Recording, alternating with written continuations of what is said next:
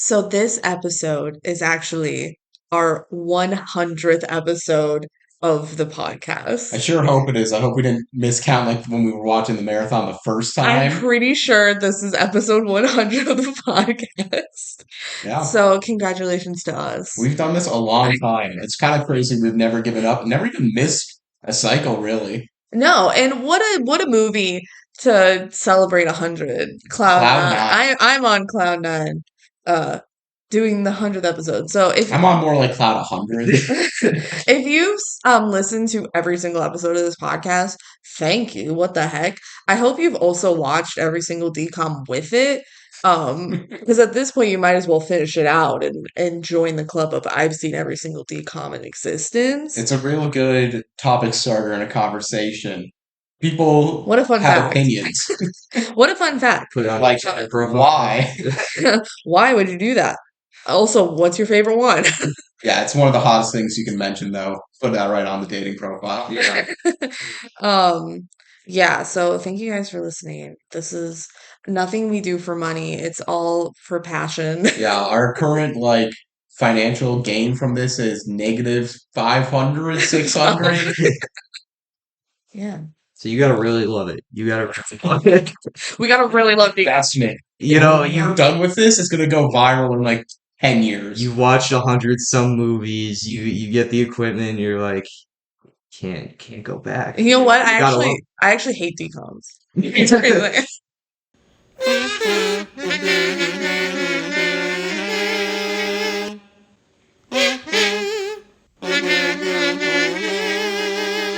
Welcome everybody to the DCOM Duo podcast. I'm Benji. I'm Kelsey. And we're the DCOM duo. Podcast plus another person. Who is he? Guess where? Wait, where? Huh? We are joined today by my very own nephew, Caleb. Hi, I'm He's Caleb. here. Hi, I'm here. Caleb is our youngest guest that we've had. You are 17. Correct. Very exciting for us. A youth. You? A youth of this day? Wow, we're actually talking about a kids movie with a With a kid quotes. Come on now, Ben. Yeah, when this movie came out, you were 5 years old. I was a wee tot for sure. I have no memories of this around that time it came out. We So. showed you a list of DCOMs and you picked this one out Yep. and said that will be the episode I'm on without knowing much about it. We're like, it's about snowboarding. You're like, I'm in. Yeah. In like 3 words or less, do you regret that choice? Yes and no. That's 3 words. Okay, background for Caleb. What is your history with Disney Channel, with DCOMs, anything? Okay, so every kid grew up with cartoons, right? Yeah. And I do have like early-ish memories of Disney Channel, like Zack and Cody Yeah. and like 2013, 2014, like Disney Channel shows, like early morning before the bus arrived, Mhm. bring me to like kindergarten or Yeah, something. yeah. I was tuning in. But later on, I was really into Disney XD when that was around. 'Cause you're a Like, boy. yeah, The boy channel. it was fun. That was a couple years later for sure, but yeah, I liked some of those shows. Gamer's Guide to pretty much everything Nice. as a thing. Yeah, it's so fun because you were a kid right when we were like done being kids. Right. Like, Right you're, when we couldn't yeah. watch. you're 10 years younger than us, so it's like we were teenagers growing out of it, and you were like going to kindergarten and Right. like, kind of catching Disney Channel. Yeah, so I barely missed this movie, but Yeah. better late than I mean, this is probably more of a girly movie. It has Luke Benward, but like It is a sports movie. yeah, but it's female An focused. action Oh my sports gosh. movie too. Yeah. But it is very female focused. I don't know. It's I think they were Dove trying to broaden the generations. Yeah. why else would you bring Dove Cameron? I know. Right. Did you watch any movie? Like, you probably weren't really into High School Musical or. No, but I knew of them. I knew about Yeah. think I do about like Radio Rebel. Oh, nice. And That's a great one to be I aware feel of. like Descendants kind of came out. yeah, that was I remember when Descendants came out. Yeah. When did Lemonade Mouth come That out? was like 2012. 12, Yeah, I was aware of that one. Yeah, that was too, good. But yeah, some of the more popular ones, you know, like Descendants and Yeah. whatnot. But I feel like that was the big franchise that came out when you were a kid. right. Yes, definitely for sure. Yeah. I remember all the Target merch and Yeah. whatnot. You know, I only became a fan after the fact when I was an adult. So. I didn't even know they existed until the first marathon. Yeah. Which is crazy. Which is to me. fun. And now they're like my favorite. We got Dove Cameron and it's in Descendants, of course. Yeah, of course, Of course. Oh my gosh. Well, we'll talk more about Cloud9 in a bit, but we should just jump into the factos. Well, first we got fan mail. Do we? Yeah.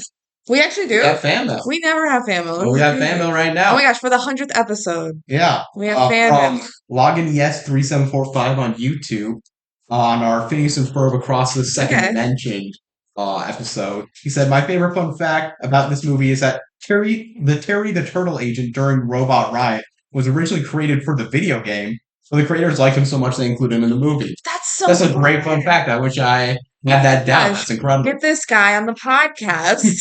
Fun fact. Thank you so much for coming. That is a very fun fact. Yeah. If you want to leave us any other comments, any fun facts, any just insights at all you want to, you can email us at thedcomduo@gmail.com. Yeah. You can comment on YouTube, and hopefully we'll get to it and read it and Yeah, talk about. That's fun that it was Phineas and Ferb that we talked about here because that was in our original marathon, the 100th movie we watched. Mm-hmm. And we talked about it in that episode where we like we accidentally miscounted. We were at 98, so we had to quickly watch a movie. We just quickly gotta kick it up. Yeah. Like, oh, fuck. We miscounted. We have to make Phineas and Ferb the 100th. What are we doing? It's like we have invited people over because we're like, okay, we gotta make sure it's a good one. And that was the only one left that we were all confident would be good. We did not take the same care for our podcast. We were doing Cloud9 for our 100th episode. You know what though? I love it. We first watched this movie in the marathon for my birthday specifically because what's her name? Caleb's Disney. That's not her username anymore. I forgot her name. Sorry. I wish I had it lost. Maybe I could find it really quick to shout her out. Caitlin McKillop on YouTube. She makes like Disney Channel content. Love her. She like was ranking the best like DCOM kisses. She's like, Cloud9 has an amazing kiss scene. And I said, I am sold. So we watched it for my birthday, and I'm like the only one who liked it. I think everybody pretended to like it that night because it was my birthday. It is really funny. It became a running joke in the house. Just Kelsey thinks it's fantastic. Everyone else thought it was ass. We had sticky notes on the wall ranking our movie opinion. Like every time we watched one, we would add a sticky note to the wall and put it where we ranked it. And it was a joke that they would always lower Cloud9, just lower. They kept moving it. Someone would just every once in a while reach over and just move it down without talking about it. Kelsey would be like, no. It's Kelsey against the world on Cloud. Kelsey against the world. Yeah. All right. Other notes I should say before we get into factors, just a little bit of housekeeping. As this is our 100th episode, we have a mini-sode coming out next week. Yes. So we'll be ranking episodes 91 to 100, those 10 movies. And out of the 100 we've seen, we'll have the big master rank in that. We'll also do something else fun for that. No idea what we're going to do yet. Maybe we probably should plan that out because this is the big one. We should. I don't know. We should do something fun, but I feel like I'm out of ideas. Like, we've done fanfic in a while, so maybe we bust that out again. No, I don't know. The second thing to note, and it almost worked out perfectly for the timing of this, but it's not. Our next episode is not going to be a randomly picked one here because another live DCOM is coming out before the next episode releases. Camp Rock free. 99% sure, unless something comes up and we can no longer make this work because it's only like a 3-day window for us. Yeah. But it's going to be Camp Rock free as the next. We're going to try really hard to turn that around within like the same weekend to release it the Monday after it comes out. So we are going to watch Camp 3. We are going to release it. Also, just know we have watched Descendants, Wicked Wonderland. We're not doing an episode yet because we haven't done Descendants 3 or Rise of Red. Which pretty required. But just know that we have watched it. Like, we've done our due diligence. And our thoughts are, well, it's better than Rise of Red. Yes, it is. It's certainly better than Rise of Red. All right. Maybe less iconic. All right, let's talk about Cloud9. Oh yeah, well, enough about others. Yeah. Yes!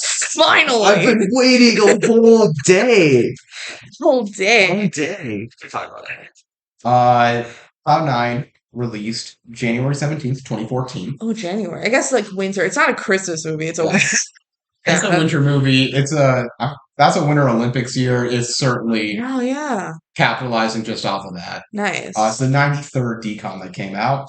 Like many ones before, this is directed by Paul Hohen. He's directed like the most DCOMs out of any. By far, it's one of the biggest takeaways we've had in this podcast. It's just he's directed Luck of the Irish, Let It Shine, Reading the Week, You Wish, True Confessions, Jump In, The Cheetah Girls One World, Bad Nap, Camp Rock 2, Eddie's $1 Million Cook-Off, How to Build a Better Boy, Invisible Sister, and Zombies 1 through 5.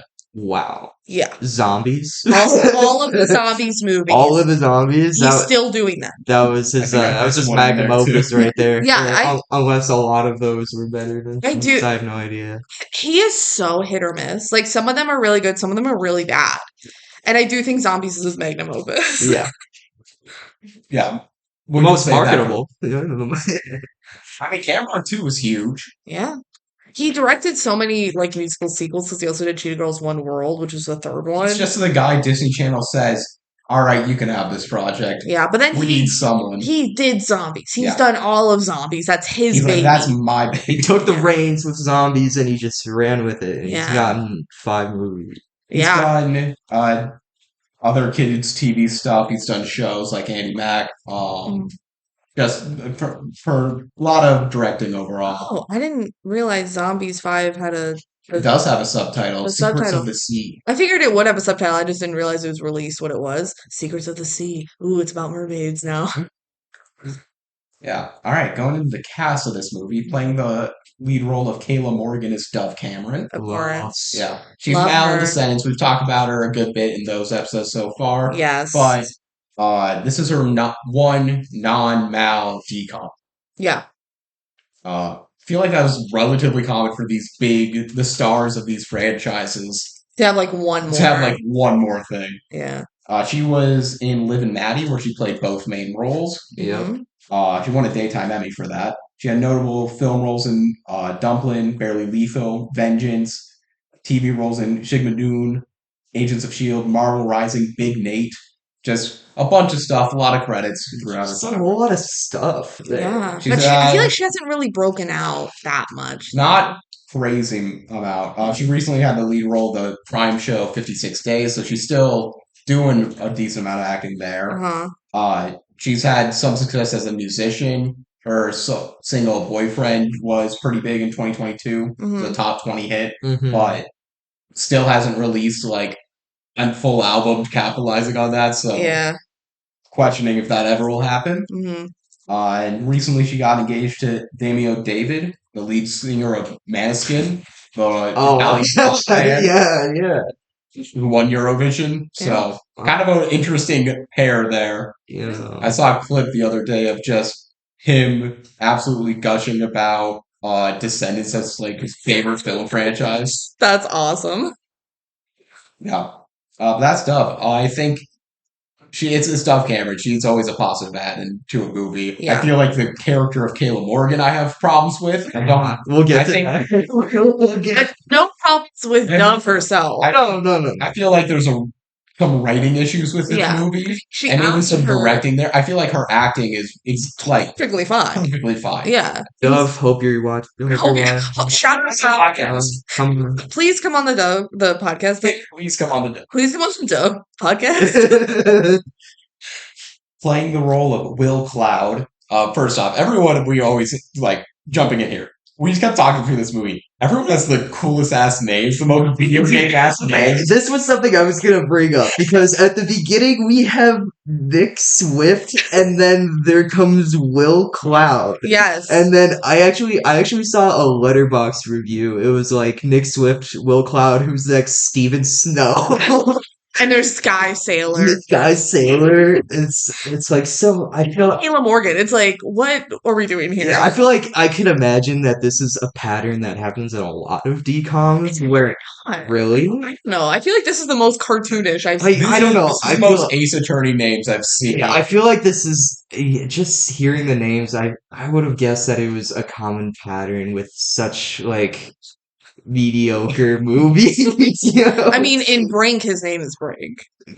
His name is Brink. Yeah, that's his name, and it's like kind of fits for a roller skater. Well, it's like his last name. His last name, but they call him Brink. Yeah. I don't know. Right. And they call Will Cloud 9. Yeah, they call Cloud 9. Cloud 9. But yeah, who played him? Will Cloud is Luke Benward. I love Kelsey's husband. My DCOM crush. I love him. Yeah, we've already talked about the other films that he's in. He's major roles in Girl vs. Monster and Minutemen. Yes. I remember Girl vs. Monster. Oh, you too. do? I forgot about that one. I thought you were going to say that you remembered Minutemen because that one's actually good. No. That was more art. Girl vs. Monster is one of the funniest DCOMs there is for like the 10 minutes that it's funny, spread out with just mediocre stuff. And it's not because it's trying to be funny, really. It's because it's stupid. Yeah. I wish this movie was Girl vs. Monster's quality level. Yeah. With Luke. Girl vs. Monster's highs match any DCOM there is. We can all aspire to be when she like falls down the Girl staircase a third time. Yeah. Luke Benward also had a recurring Good Luck Charlie role. Mm. He had notable roles and stuff like Because of Winn-Dixie, who's also in Dumplin'. Yes, he was a love interest. I did actually watch Dumplin' like a while ago. Yeah. He's like the main love interest in Dumplin'. I guess Dove Cameron's also in it. Yeah, and also How to Eat Fried Worms. Yeah. Last time that we talked about this, I made like a whole deal about how he's been together for a long time with Ariel Winter, who played Alex in Modern Family. Just recently, like when writing the fact, it was like within the last month, they broke up. What? I thought they were married. Yeah, I think they were married. They divorced? Yeah. They said they're still friends and they're co-parenting their dogs. Oh my gosh. I was like so stoked because we've been like watching Modern Family because I never watched it before. And so I'm like, that's Luke Benward's wife. Someone better start sprinting to Luke Benward now. Right now.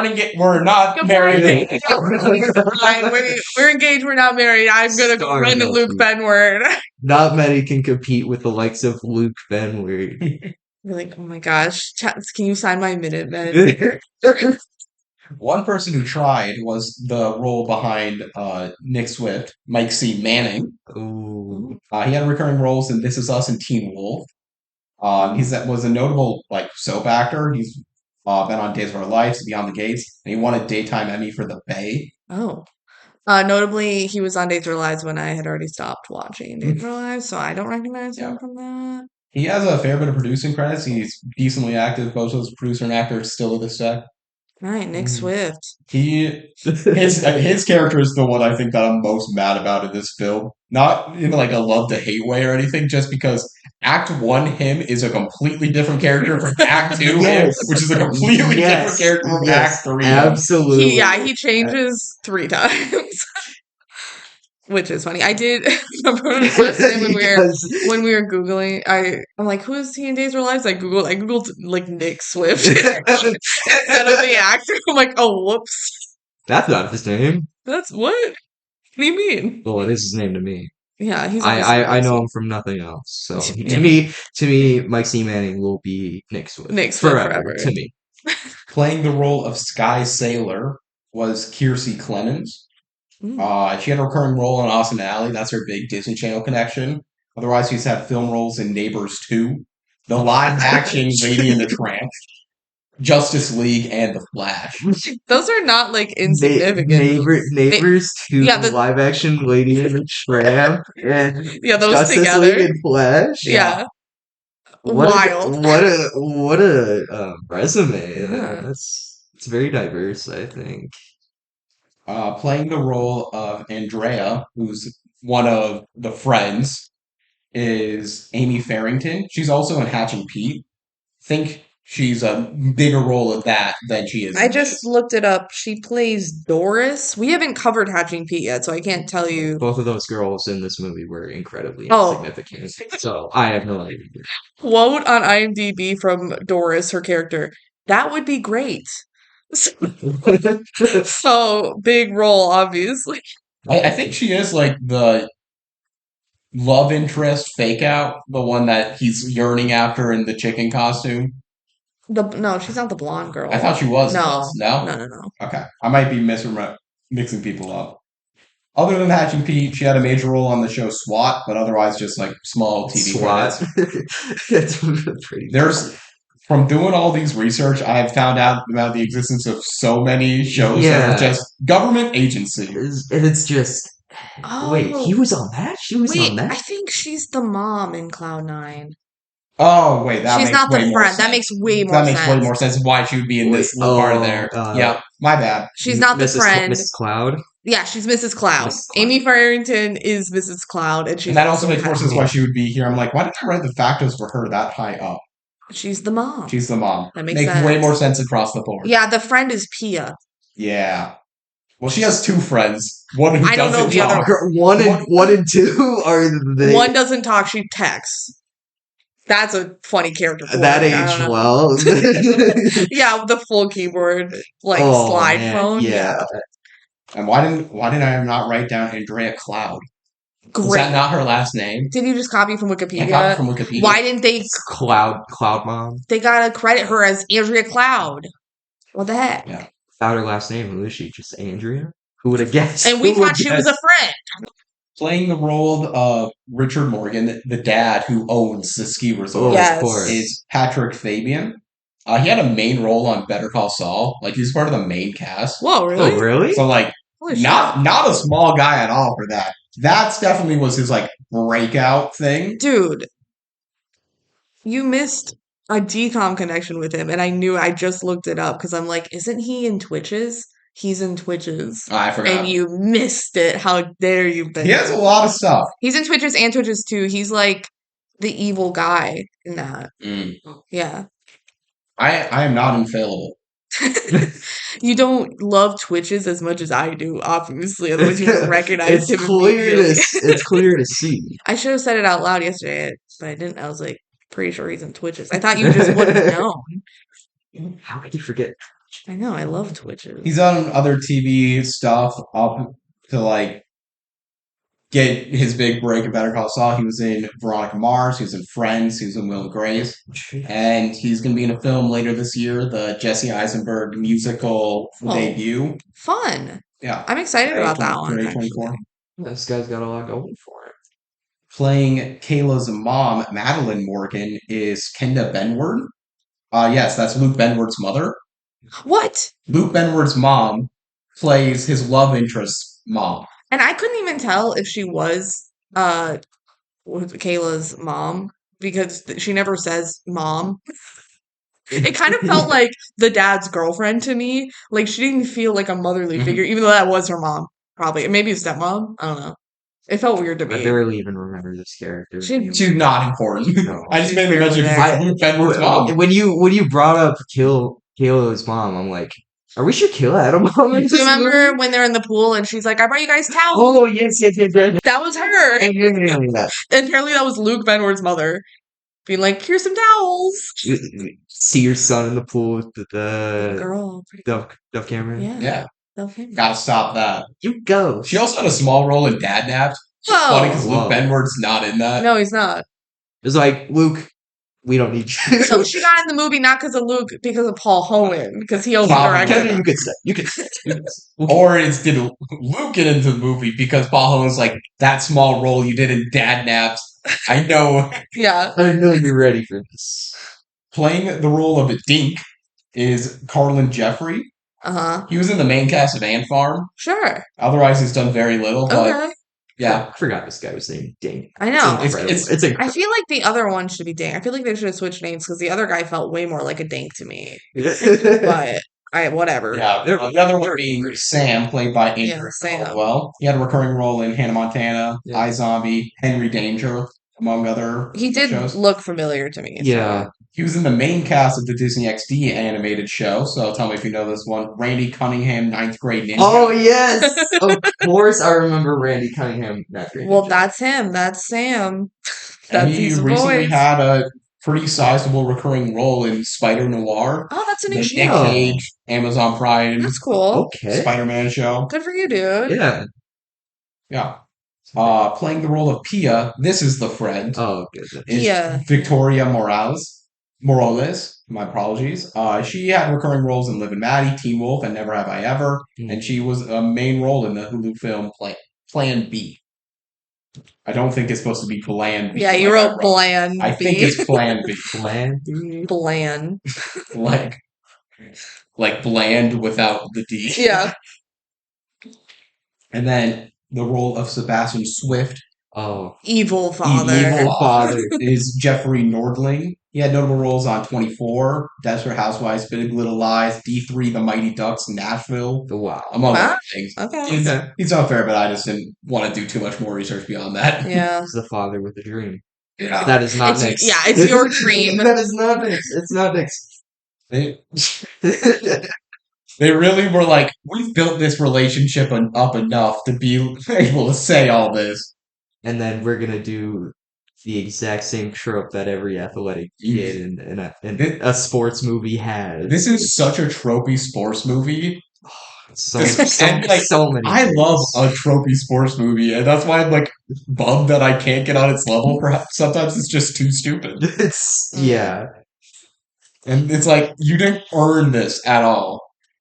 I think Nick Swift just might be bipolar.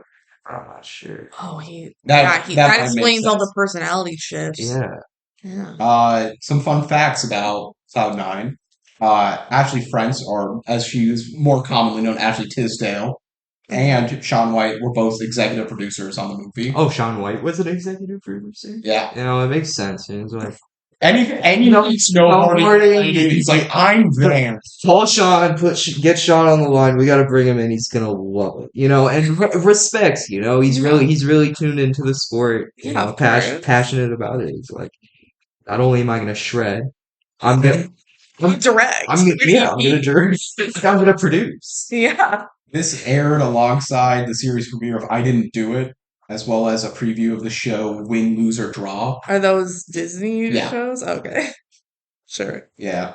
Apparently, and I found this stat, and I've not found this for like anything else, so I'm like, it's kind of interesting to do context of.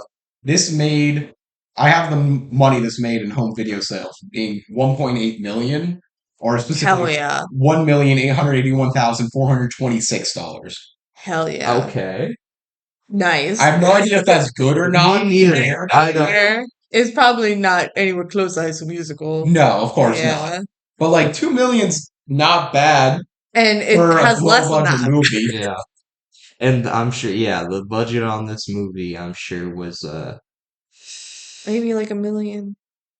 Yeah, they don't publish DCOM budgets very often. No, not often. The little ones that we have, because I'm thinking like What was Cowbells? Cowbells was 5 million, Oh, it's more than that.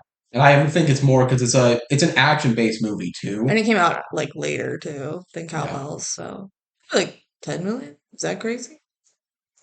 I don't know. I could believe something like that. It's really hard to judge. Yeah. They had like a helicopter. That's true. There's They- a lot they of had stunts. one- There's they a lot had of one camera on- work. We watched Will Cloud fall on his butt 3 times in the Oh Will my Cloud God. epic fail movie. Yes. We'll get to I that. have a piece about that. I may have a piece of I that. have some. We will get to some discussion. Yeah, I can't wait. The final piece I have for the factos is our Disney Plus description. Would you like to hear it? Wait, you missed one of your fun facts. Oh yeah, I forgot. This is the last DCOM to use the original logo. Wow. Crazy. Thanks for reminding me that You're that welcome. needed to be said. Yeah. All right. Disney Plus description. High atop snow-capped mountains in the world of competitive snowboarding, 2 unlikely friends must overcome self-doubt to learn that achieving their dreams is possible.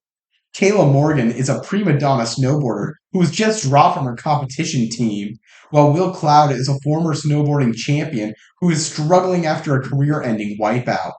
The 2 meet when Kayla is forced to work at a local dog grooming shop owned by Will's mother. Determined to become a better boarder, Kayla finds an unexpected mentor in Will, who she realizes can help take her to the next level. Kayla's efforts to convince Will that he too has the power to regain his championship status and that nothing is impossible. That's her tagline right Yeah. there. Nothing is impossible. They had it on the movie poster. Yeah. She says it a lot in the movie. I think this is factually wrong. Why? Very slightly. What? It's not really a dog groomer. They I know do call It's a it. kennel. They do It's a that. I kennel. know, but they call it the dog spot a lot It's more because of they a do problem bathe with the them. movie because it's a kennel more than Well, they bathe them though. they do. So It's like a luxury. They brush them, they bathe them. It's Yeah. very But that's unclear just about like this business and how that they can potentially make a profit when only having 4 dogs at a time. they literally only have space for 4 dogs. And they're like, we gotta do this. And they're not big dogs. internal They're not big renovation. dogs. They're like half big dogs, half small Yeah. dogs. There's like 2 big ones. There's 2 little ones. You could put another dog into it somewhere. And we need to talk about it, like, because of like, where are these dogs' owners? How long are they keeping these dogs? Like, No, their owners. who owns Donna? Their owners have been lost to the mountains, so Oh shit! yeah, they're just. It's like Are they getting paid? foster. It's like a foster. All They're right. collecting the life savings. Gotcha. It's just actually you lucky dog. If Where the That's another millions of dollars get left to the dog's estate, so of course the dog psychic gets to use the money. Of course. so of course. yeah, so the owners of the dogs have all tried to shred down Tyson's Peak, and they all And They all died. died. yeah. And they all died. But Kayla could do it. Easy. Well, Donald dug her out. Yeah. The other that's dogs true. didn't do that for their owners. Donald Loved Donald- Kayla more than any other Donald- dog loved their owners. Donald's like, never again, never again. Have Kayla Maybe smile. jump at it. All right. You guys ready to jump into the movie? Yes. I'm ready to Eddie's $1 Million Cook-Off this movie. Nice. I don't know what that means. It's because jump in is a decom, and so I say you want to jump in, and then he says a different decom. And he said Eddie's really Wow. Which is It's a little bit. a good Disney Channel original movie. Yeah. All It's right. good. It's good. So we intro. There's lots of intro shots. Mountains, Cloud9, right? Summit Valley High School, and people are snowboarding. And I wrote POV or the snowboarder's Yeah. foot. May I just say the opening song is a banger? May I just say the opening song is What just was the opening? great. It wasn't Cloud9 yet. No, it wasn't. But I did think know. I'm not liking this one. I noted that the opening song was that I was like, okay. You're like, okay, I'm in. This is a more ambitious, like, establishing shot Yeah. that I feel like other places. Also, this set that they have, this whole ski resort's like a really cool and interesting place Like it. generically, Yeah. and very unlike most DCOM sets. I feel. Do they have a lot of high schools like at the base of a mountain? Apparently one. But apparently, like, enough students live there that From they mountain- have. they're mountain probably people. resort staff. I have to wonder where on earth this is. They're putting like fictionally. Yeah. Like they're putting a high school here, and it's right next to a ski resort, and then everyone's just. This is literally snowboarding school. This is snowboarding school. They're all rich. Yeah. We see Kayla trying on clothes with her friends, and they We get. get, oh my god, she's gonna be the stereotypical rich girl. Oh my god. They want to do that trope so bad for her, but then they kind of The end. Yeah, her character's a little confusing. That's the problem with Yeah. this movie that I have overall. Is everybody's character, other than Will Cloud, Yeah. is very inconsistent the entire movie. One scene, they're a different person from the next. Yeah. They get home from shopping, Kayla with her friends, and oh my gosh, a surprise present from her dad. It's this cute little black dress. And transition. Now she's in the dress. She like whooshes it over the camera, and now she's wearing it. Whoa, crazy! And honestly, I do like the dress. It's pretty cute. Pretty good. Nick, she's like, Nick is gonna pass out, or her friends say, Nick is gonna pass out when he sees you in that, and she goes, Nick, as if she just remembered. She all of a sudden remembers what she does ever. Yeah. In that snowboard. Cut to Nick competing in snowboarding, which apparently she was supposed to be there too. So, oh my gosh, I'm late. But she just brought up, like, in the beginning of that scene, she brought up, like, she was like, I need a second win before I, Like snowboard? yeah, I snowboard or anything. She's like, how could you forget that you snowboard? It's a great point. 30 seconds from when you just said that Out you snowboard. That's a great point. Oh my gosh, my boyfriend and my hobby, and the thing that I do. My team that I compete with. Oh no. All right, so we're at the snowboarding competition now. Sebastian Swift is relying on his son Nick to bring home Yeah. gold. There's just a guy at the bottom now commentating everything. Yeah. Okay. Oh yeah, I love the announcer in this movie. He does so some much. tricks. He's like, huge backside 9. Look at that amplitude. He says those words like amplitude and Yeah. style. He I just like looked up like buzzwords for snowboarding. have expected him to say tubular at some Tubular. point. You know. So Nick sets a high score and he wins. Wow. Next up, the reigning champion girls, it's Kayla Morgan. I love this part so much. Where is she? She's not there. And they're like, oh my God. And her dad goes, Patrick, where's my daughter? Where's my daughter? And then all of a sudden, she's there. She disappears. How did nobody see her there? First She of was all, walking up the hill. She wasn't hidden. Like, Yeah. she just appears in frame. it's like, and how did she need clearance? So can anybody go up there and just go? Great question. I gotta wonder if there's like a streaker who's ever gone through that half pipe at some point. If anyone could just pass Yeah, through. there it seems very easy. I wish they had shown her like using her fashion powers to like quickly change and like get up the mountain. No, I was being crafty. actually pretty confused at first at how like quick that transition was because it was Timing of this scene doesn't add up. It's really confusing. awkward. it was confusing. I'm like, wait, how much time? It does feel like we missed an intermediary scene. I that wish got they cut. showed her rushing Yeah. to it. Yeah, like Because she disappeared. That would also make me actually believe she cares about this, Yeah. which is a problem that I have. But- she like falls in the snow and cries or something. I don't what know. I'm saying. But she shows up and she's like, no, that's what I call fashionably late. Yes, that line right there. And it's like that would have paid off if we saw her do something impressive to make it, but like Mhm. it doesn't. But no. Or whatever. She does her tricks and she just Well, like No, okay. well, act tricks on tricks because she just kind of like floats up in the air a little bit and grabs her board. And the announcer sure lets you think. This Yeah. movie has no faith in its audience. Yeah. To understand that this is bad snowboarding. It's like the scene in Shrek where they have to like hold up a sign to tell the audience like what to react to Yeah. because the announcer is like she gets some air on that one. Oh wow! What an interesting. What? She's doing a trick. She grabbed her board. And there's the This is same actually trick. one of my biggest faults of the entire movie. Because this is fun. I would say this is funny. I like this even as a concept here. Yeah. But it's so painfully obvious that she's not doing anything special or good, and everyone in the world knows it except her. Except her. And I would believe it if they like played her out to be a dumb character, but they consistently don't for the rest of the movie, other than the fact that she thinks she's an amazing snowboarder, but she also is literally just going down. She thinks that's all you need to do to win.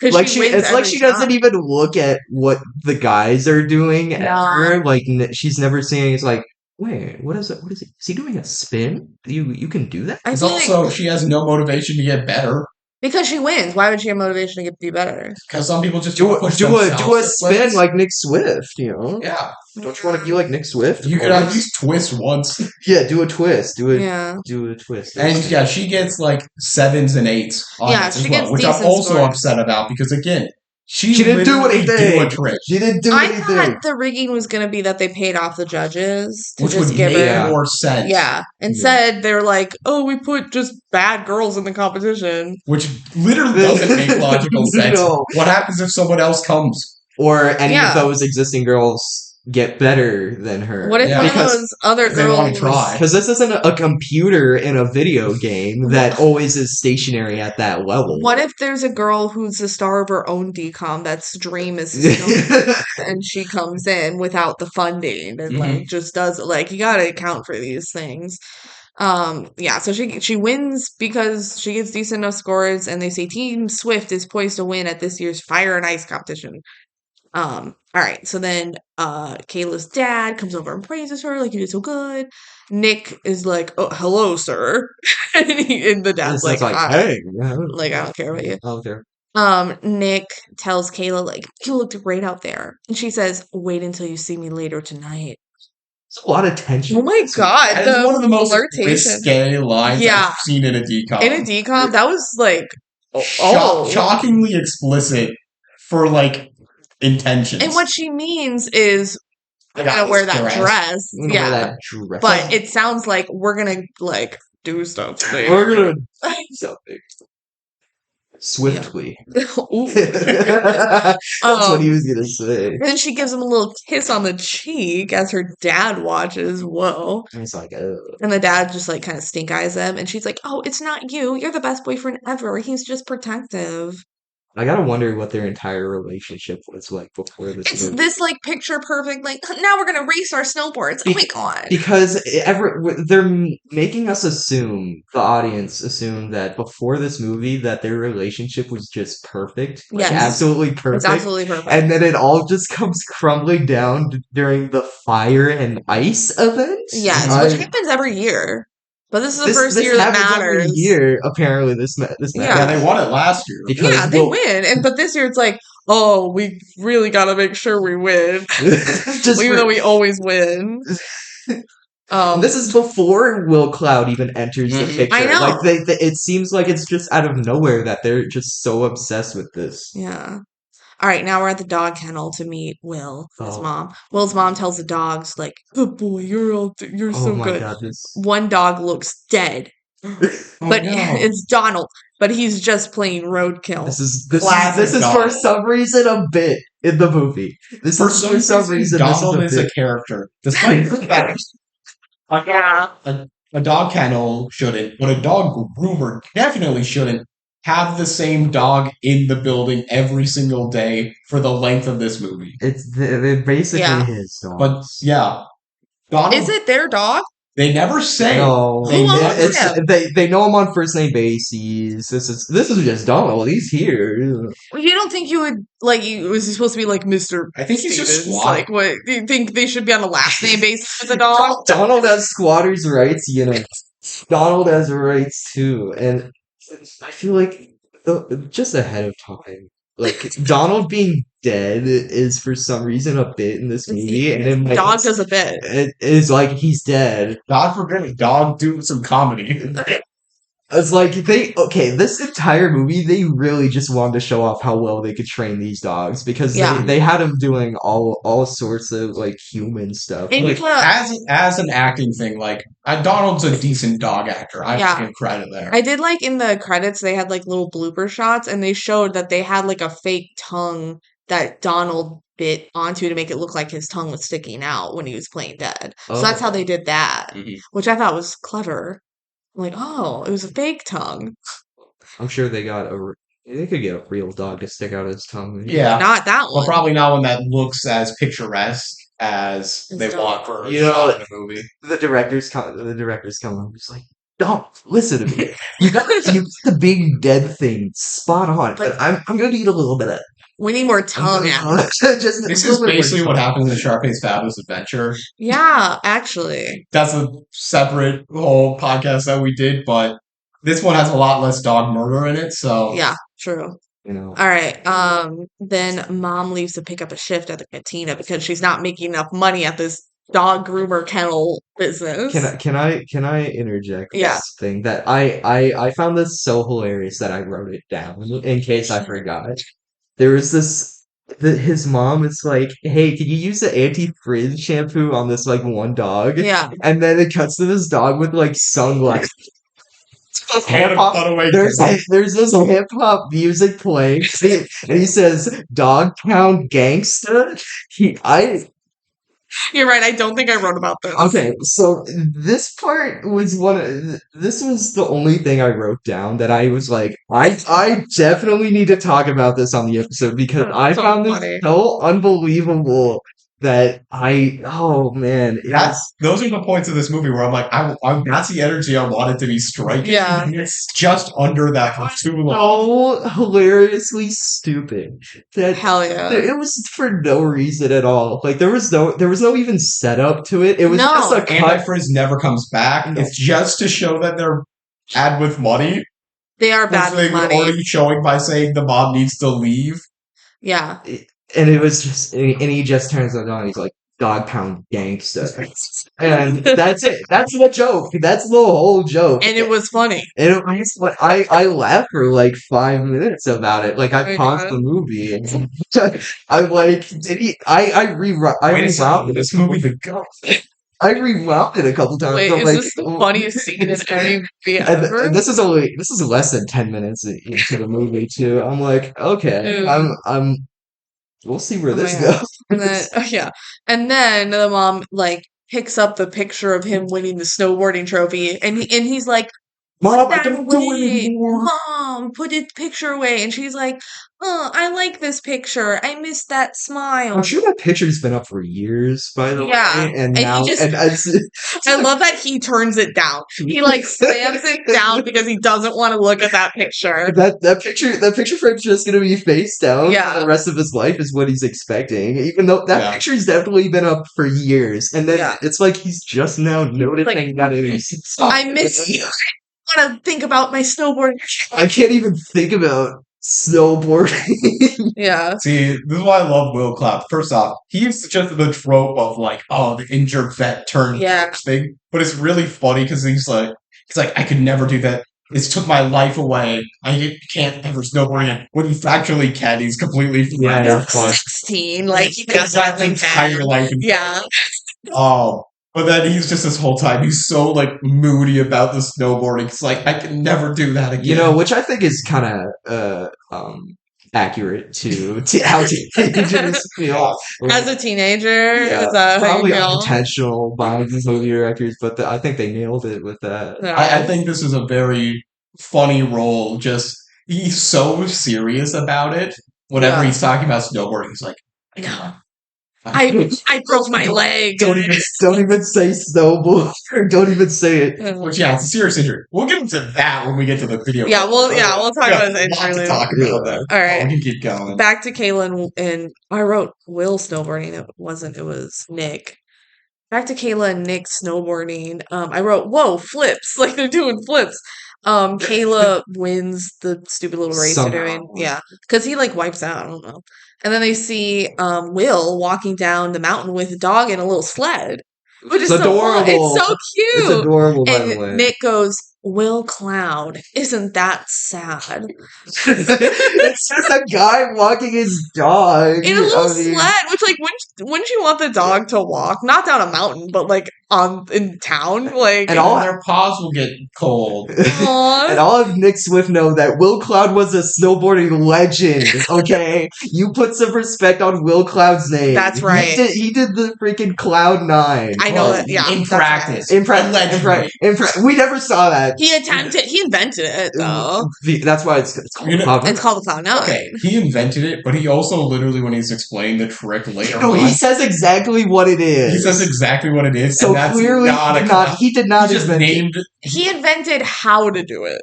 He coined the term Cloud 9, or not. Yeah. Well, in the context of he did a cute little play on word with his last name, which is Cloud. The number 9 means nothing. No, it means nothing. Well, you can call it the cloud flip. He could call it the cloud. You could call it the cloud storm. Ooh. I feel like Cloud 9 is just as clever as that. But then what were they going to call the movie? Great point. Snowboarding school. Snowboarding school. No snowboarding school. There's just a regular high school. Well, what do all the kids do at snowboarding school? They snowboard. It's Friday. New Disney Channel original movie, Snowboard School. Let me tell you, this is different than Johnny Tsunami. The plot of Johnny Tsunami is much closer to snowboarding school. The first snowboarding DCOM. No. This is the second snowboarding DCOM. It's like video game high school, but for snowboarding. Pretty much. Anyway, Kayla says, it's not his, like, he got hurt. It's not his fault. What, that he's like a loser now? And Nick says, but he was a legend in the making. Now he's dragging tourist dogs all around all day. I gotta look away. Looks at Kayla. That's better. I gotta say how incredibly insensitive it is for everyone to ostracize this poor guy because he broke his leg. What a freaking loser! He broke his leg. It has poor bones. Part of the things I want to talk about Nick being a completely different character from act to act in this film. It wasn't being that nice about the way that he's saying here, but he's saying it in a way that's like exposition for the movie. Sure. Right. Yeah. There's like 2 other times in this movie where we're talking about the accident, and he's just being mean for Kelsey. And he's just so mean. Not even just him, but the entire snowboarding school. Yeah. Moment in time. He's just like, we're supposed to think of him as a character as like, oh, they can work as a couple. We're not supposed to dislike him really yet. We're supposed to think that, and then be shocked at the end that his heel turn. He looked at Kayla and said, "That's better," and she's like, "You're so cute," because they're flirting. I love you, Mikey and Annie. You know, literally, when we're watching the first part of this movie, and I was thinking to myself, like, I remember this guy being like the worst. And the first third of the movie, I'm like, he's really not that bad. What was I talking about? Nobody is even really that bad until the last 20 minutes of the movie. Then they redeem themselves. It's like the middle 20. Yeah, it's like the... Well, they were supposed to... That's probably what they wanted. To the last 20. Yeah. It's like where everyone's just really mean for no reason. No reason. Yeah. All right. Will offers to take a picture for some tourists by the Summit Valley sign. And this is just pure exposition of like, this sign is important, I guess. For some reason. And he's like, oh, this sign is really old. It was built by these natives or something. I don't know. And they walk away, though. They don't care. And then Will's friends come by. Their names are Sam and Dink, and I couldn't tell you at first which one was which. I had to learn later. Me neither. I think their names should be switched. Yeah. One is like, the weather's great today, Will. Great to get back on the mountain and snowboard. And then they were like, oh. Will's like, I'm not going back. I'm not doing Nonsense. Squinting his eyes. The accident. He's got a toothpick in his mouth. Yeah. He's like, Nonsense. Going back. And then the mean guys come by. These are Nick's friends. The other members of the snowboard team that matter Yeah. so little in this movie. Yeah. I do get their names later, but I don't remember them now. One of them's like Burke. the wizard. The wizard! Yes. The wizard and Burke, I think. Yeah. Either way, they're not important. No, but they're mean, and they come by and they, like, I wrote splash them with snow, because how else do you describe that? Where you kind of like... whoosh. No, yeah. Like a puddle in a... Yeah, like if it was water, it'd splash them, but it's snow, so it splashes. Yeah, there's a word for it, I think. Is there? Probably, I don't know. That should be the title of the movie, whatever it is. Splash? Splash, but snow. They should have called it Shred in all caps with an exclamation point at the end. Shred! You know what? That would be great. And just make his name Will Shred. Will Shred? Guess what? At the end of the movie, he will shred. He will. Will shred. Will shred. Oh my gosh. Anyway. It's like if you tried to do a parody of Cloud9. There's definitely a market for a parody movie of Cloud9. Okay. Disney, we will be paid for this. Yeah. Which already, in Cloud9 already seems like a parody of I know it does. snowboarding movie in existence. Yeah. It does feel like a movie that's a satire on sports movies, but it doesn't realize it. Yeah. DCOMs in general, really. Yeah. And it's great. Yes. Awesome. So then the guys bully Will some more. It's so mean. These people are so mean. They're like, this guy broke a leg. And epic fail, right? Yeah. Bring up epic fail. Maybe they put up the video. Maybe they run Epic Fail, the channel or whatever. They uploaded it to ShredTube. So then they leave, and Sam and Dink are like, just think about how great it'd be to burn these guys on the pike. But Will's like, no, I can't. I can't go back. And they're like, okay, but there's always room for you on the team, which is just us two right now. All right. So then Kayla's friends show up to this blue carpet fancy event, which is like the Fire and Ice welcome party. Yeah, this is unimportant. But I like ask you to rewind this scene. For some reason, we just get like a very close-up shot of an extra like waving at the camera. Yes, Like it's a Yeah. dolly shot camera. They went really hard on the cinematography of this scene for no No reason. It serves reason. no purpose. No, Yeah. it's insane. And this scene was really the whole purpose was just to introduce Kayla's father as the owner of the resort. Yeah, and the rest of the team, I think. For you to be like, oh, that's why she's on the team. Yeah, and to be like, the Swift team's so cool. And Mr. Morgan, I forget his name, but the father of Kayla Morgan. If you didn't know that, yeah, just in case, yeah. So Kayla's like getting her pictures taken on this carpet, like it's a celebrity, yeah, like it's a celebrity event. And they run into Nick's dad, Mr. Swift, Mr. Evil. yeah, and Kayla's like, "Wasn't Nick great today?" And he's like, "Yeah, sure."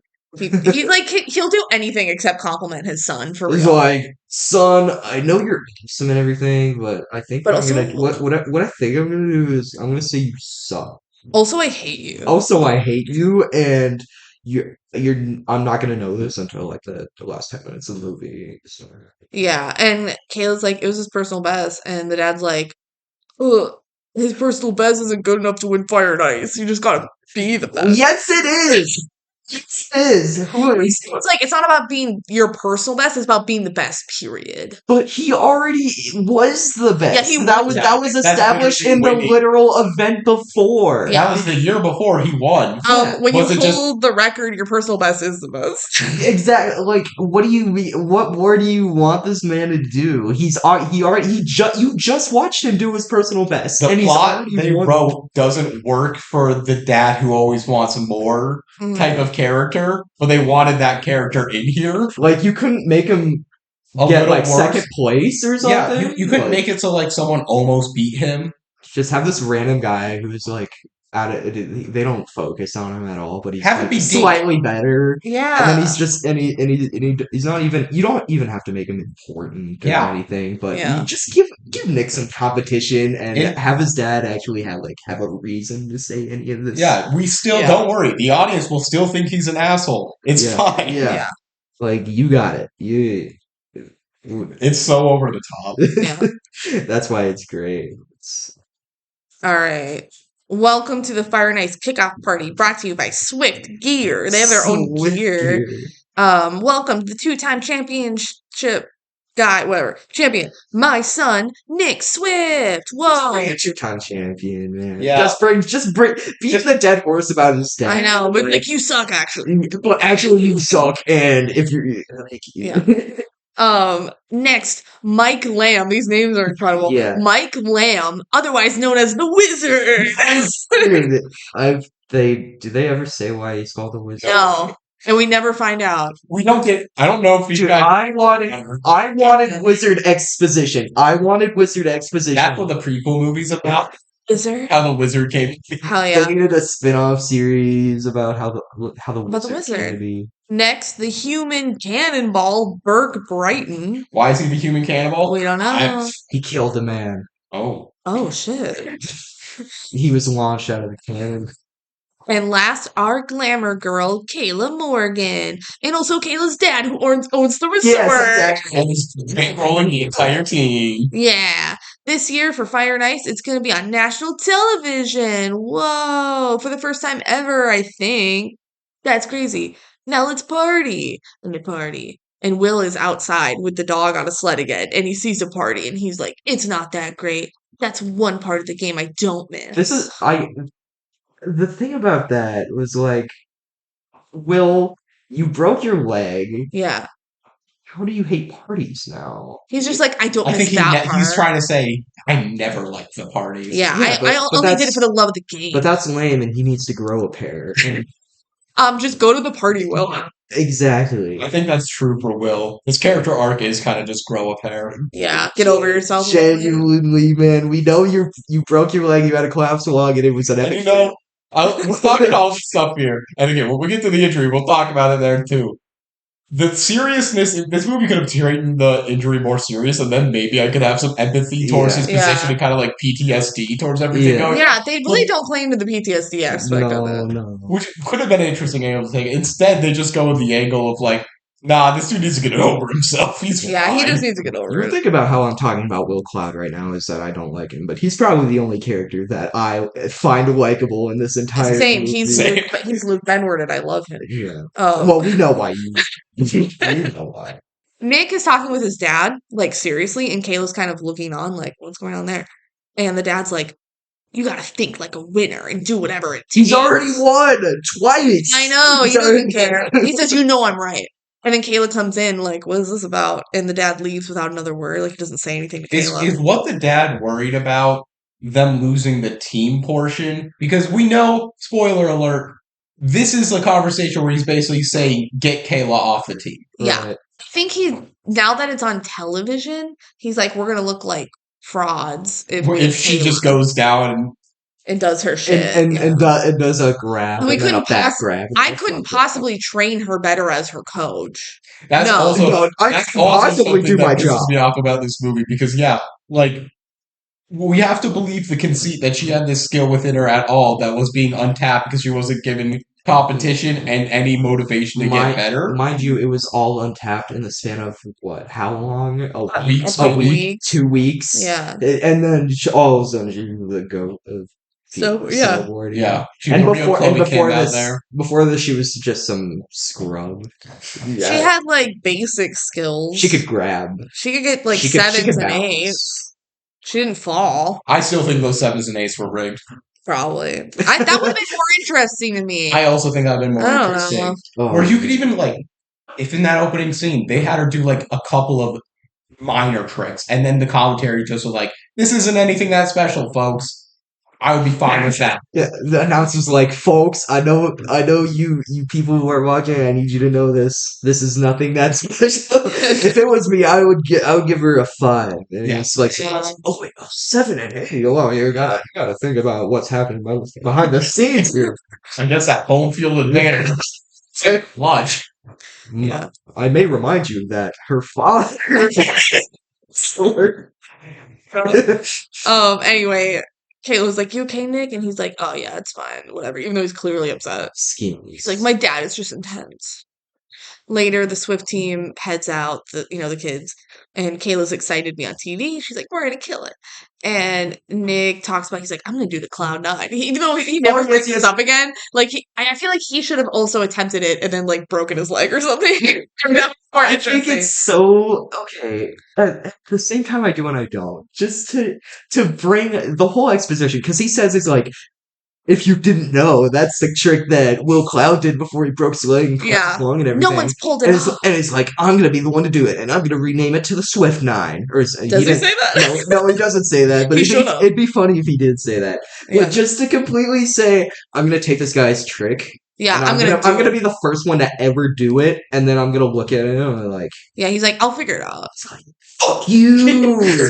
I hate that guy who broke his leg. It's like, look at this, I did your trick, man. Yeah, just to be mean. I don't know.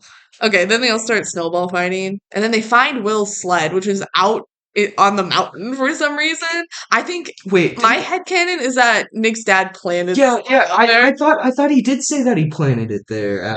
He said it was orchestrated. That the thing was orchestrated. That the plan was to get Kayla off the team by committing, finding an excuse. Yeah.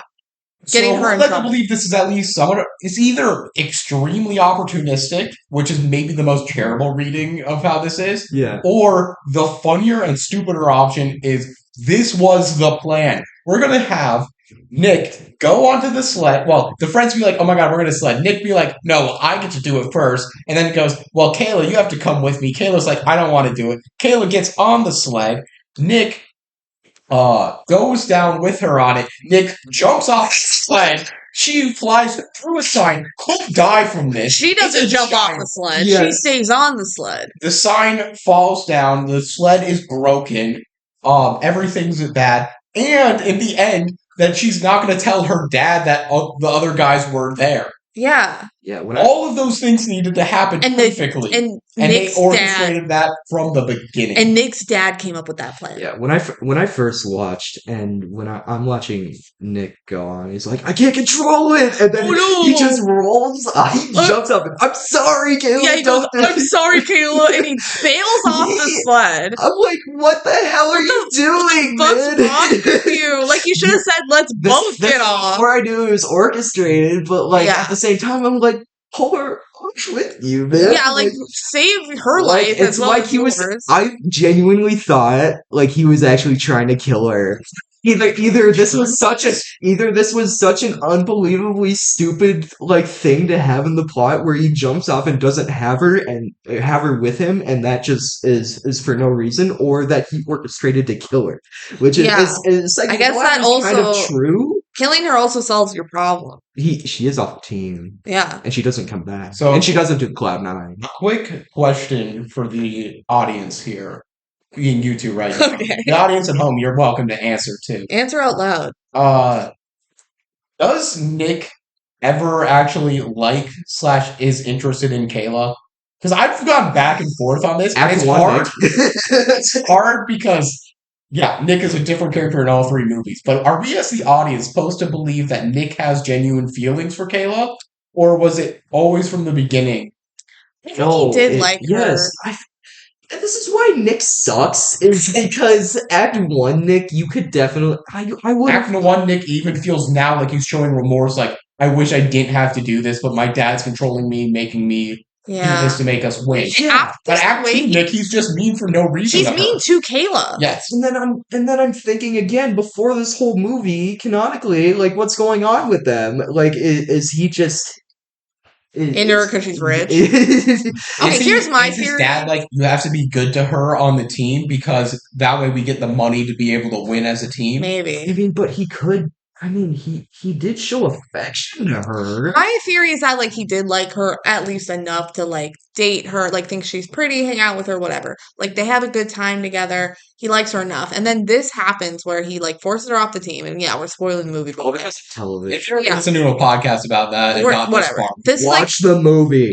This is orchestrated. He, like, gets her off the team, whatever. He dumps her. I think he starts being mean to her and pushing her away because he feels so guilty. And it's easier to do that than to, like, feel the remorse. You're giving the character Nick Swift a lot of complexity than the director ever would. Hey, she likes him because she's fighting for it. Paul Hohen, give him more credit. No, he did have this in mind for Nick Swift. No, he didn't. Yes, he did. Stop giving Paul Hohen. You know what? This could be one of our, like, 10 questions we would ask Paul Hohen. Yes, it would be. We would have to ask about Cloud9. We'd be like, why is the house blue?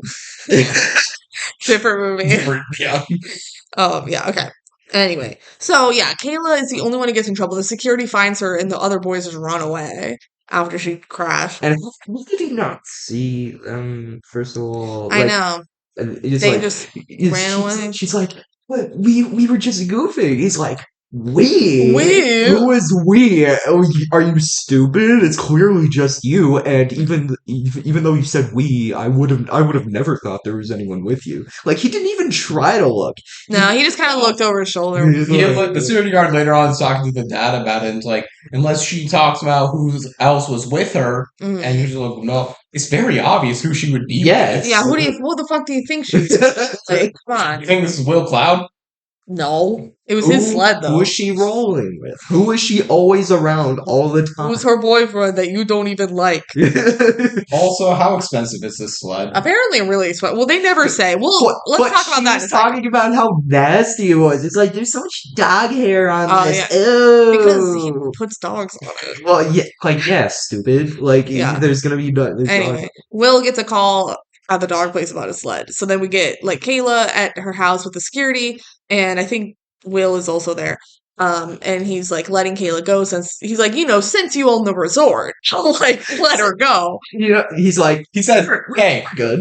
You own the resort. If you need me to say I ran into it with my snowplow, I'll do it. Yeah. And the dad said that would be great. And the security guard, in a small moment, goes like, like, he's upset that he's gonna have to, like, take responsibility for this. Hertz is like I can never get a read on Kayla's dad because sometimes he seems like genuine and having like some sort of accountability for his daughter, but when the security guy's there, he's like so dismissive. He's like, Yeah, he's go away, like, don't get her in trouble for this. I'm the owner.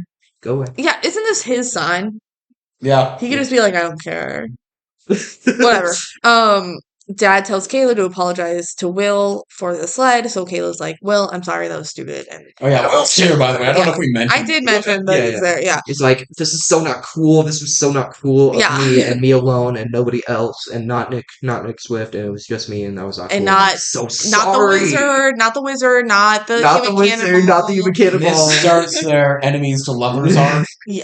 Oh yeah. I guess it is. Lovers. Enemies to friends to lovers. Yes. Anyway, Dad's like, I'll fix the sign, but you have to pay for the sled yourself. You can work for his mom at the dog kennel after school. Unless you want to tell me who else was involved. No? Okay, so you're doing it. If I was Kayla, everyone would be ratted out on.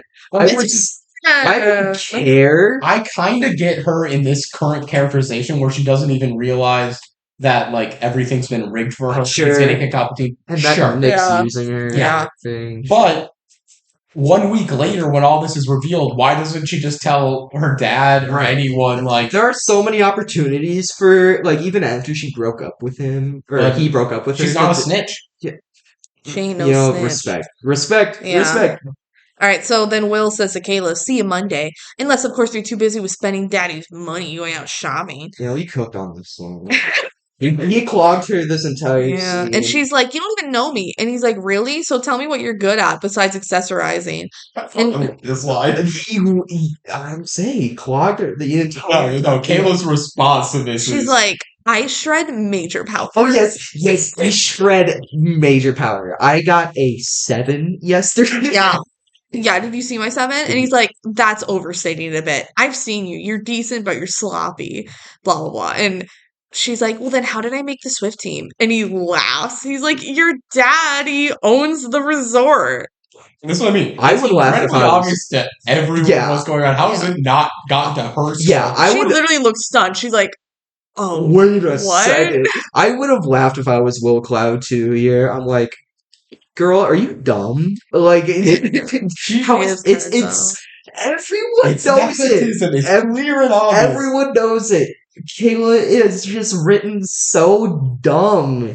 Which, again, doesn't make sense because the rest of the movie she's generically characterized as smart. Yeah. And it really takes me out of the movie. Like, how are you so oblivious and they're always like, they just said at the party, it's like, Mr. Morgan, the guy who owns the resort. Yeah. And our glamour girl. Yeah. Like, they're talking about this guy nonstop. And she couldn't even say, wait a minute. She couldn't even think for a second. No, because she knows she's talented, for sure.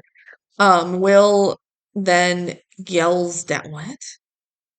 Oh, I keep writing Will instead of Nick. Why do I do that?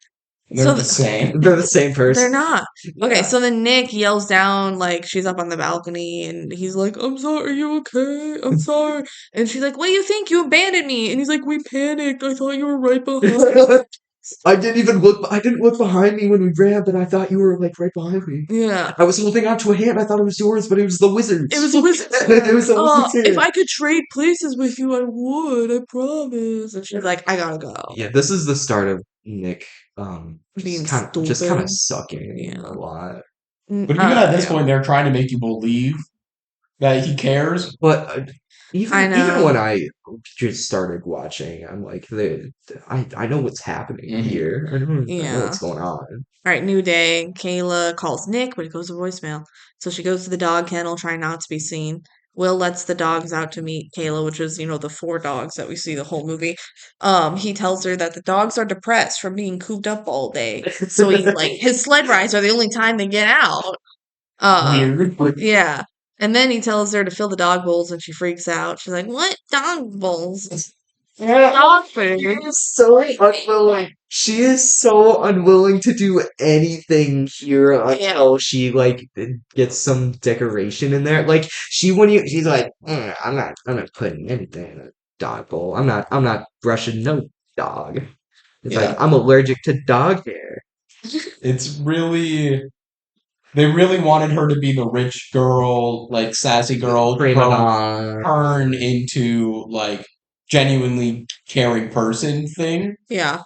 But they start her in such a weird spot where it never feels like her character makes sense. She flips around a lot of like, what's her character doing? Yeah.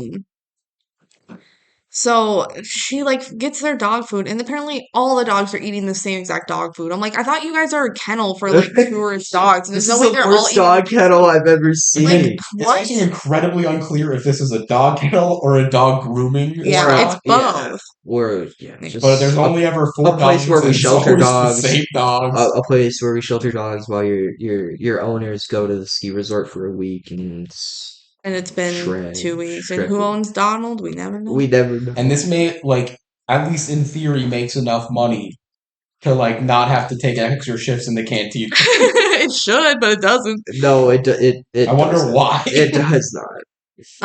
So then Kayla gets a voicemail from Coach, and he's like, "Hey, so you breaking the sign breaks the code of conduct, so I gotta cut you from the team." Forcing my hand here, Kayla. Yeah. I really, really, really don't want to do this. Like, you have no idea how much I really don't. Well, my hands are tied because you fucked up. You alone, bro. You alone did that. So bye. So Kayla like goes to Nick, and she's like, "I'm off the team because of the accident." Like, and he's like, "It was you or us. What was I supposed to do?" And she's like, "What the fuck? You knew it happened? Like, what?" And he's like, "No, like it's fine." And she's like, "Maybe if you tell him that it was all of us, like it would lessen the punishment." And he's like, "Or we'll all be kicked off the team." Then who's gonna compete? Like, literally no one. Why would you ever? Okay, I knew he knew it was orchestrated. Yes. But if you were trying to give off the vibe that like you had no idea, or like it was like it was all just a spontaneous happening. Oh, why would you ever be like, I might get kicked off the team. I'm Nick Swift, and I might get kicked off of the Swift team. Yeah. You are the Swift. You are the Swift they talk about. Are you covering for the Wizard and the Human Cannonball? Like, you'll be fine, Nick Swift. Just say at least it was you. You were there. So are they not worried about the dad not funding the team anymore? No, because they have their own like clothing merch. Like, I don't know. I don't think they need it. Anyway, this part, wild. She says, this is really where his character just flips on a dime. Yeah. The team will suffer without me. And he says, she says, actually, it won't. Straight to her face, actually, the team is not going to suffer without you because you can't win. You only compete against girls you can beat since your dad owns the resort. He spells it out for her. Holy shit. Which, I mean, if he was a dick to begin with, sure, but he wasn't. And this is just where it all gets turned on its head, and he's like, "No, I'm an asshole for the rest of the movie." Yeah. Until the last 5 minutes. It's like, actually, you suck ass, and I'm tired of pretending you don't. All right. So then Kayla confronts her dad. She says, "I thought I was good, and now I might be bad." And her dad was, You're not bad. You're just not great. 3 be like, yeah, you're not great. You're just not great. And she says, and you knew that, and that Sebastian rigged the contest. He says, no, but I suspected. Stop. We are the dad who's doing the rigging. Yeah, he just kind of lets it happen. So it's like sanctioned by his. Sebastian's plan for this team is so bonkers the entire movie. Yeah. His plan was, I'm going to get the guy who owns the resort's daughter on the team and rig it so she wins so he's happy to help our team do better. Yeah. But then I'm going to kick her off in an accident that's clearly done because of my son. And he's going to be fine with that. But he is. He is actually fine with it. He's fine. The dad's like, yeah, you fucked up. You led into the sign and you broke Will's sled. You got to pay it back. Like, and he's like, yeah, honestly, she does kind of suck at stuff, right? Like, yeah. Yeah.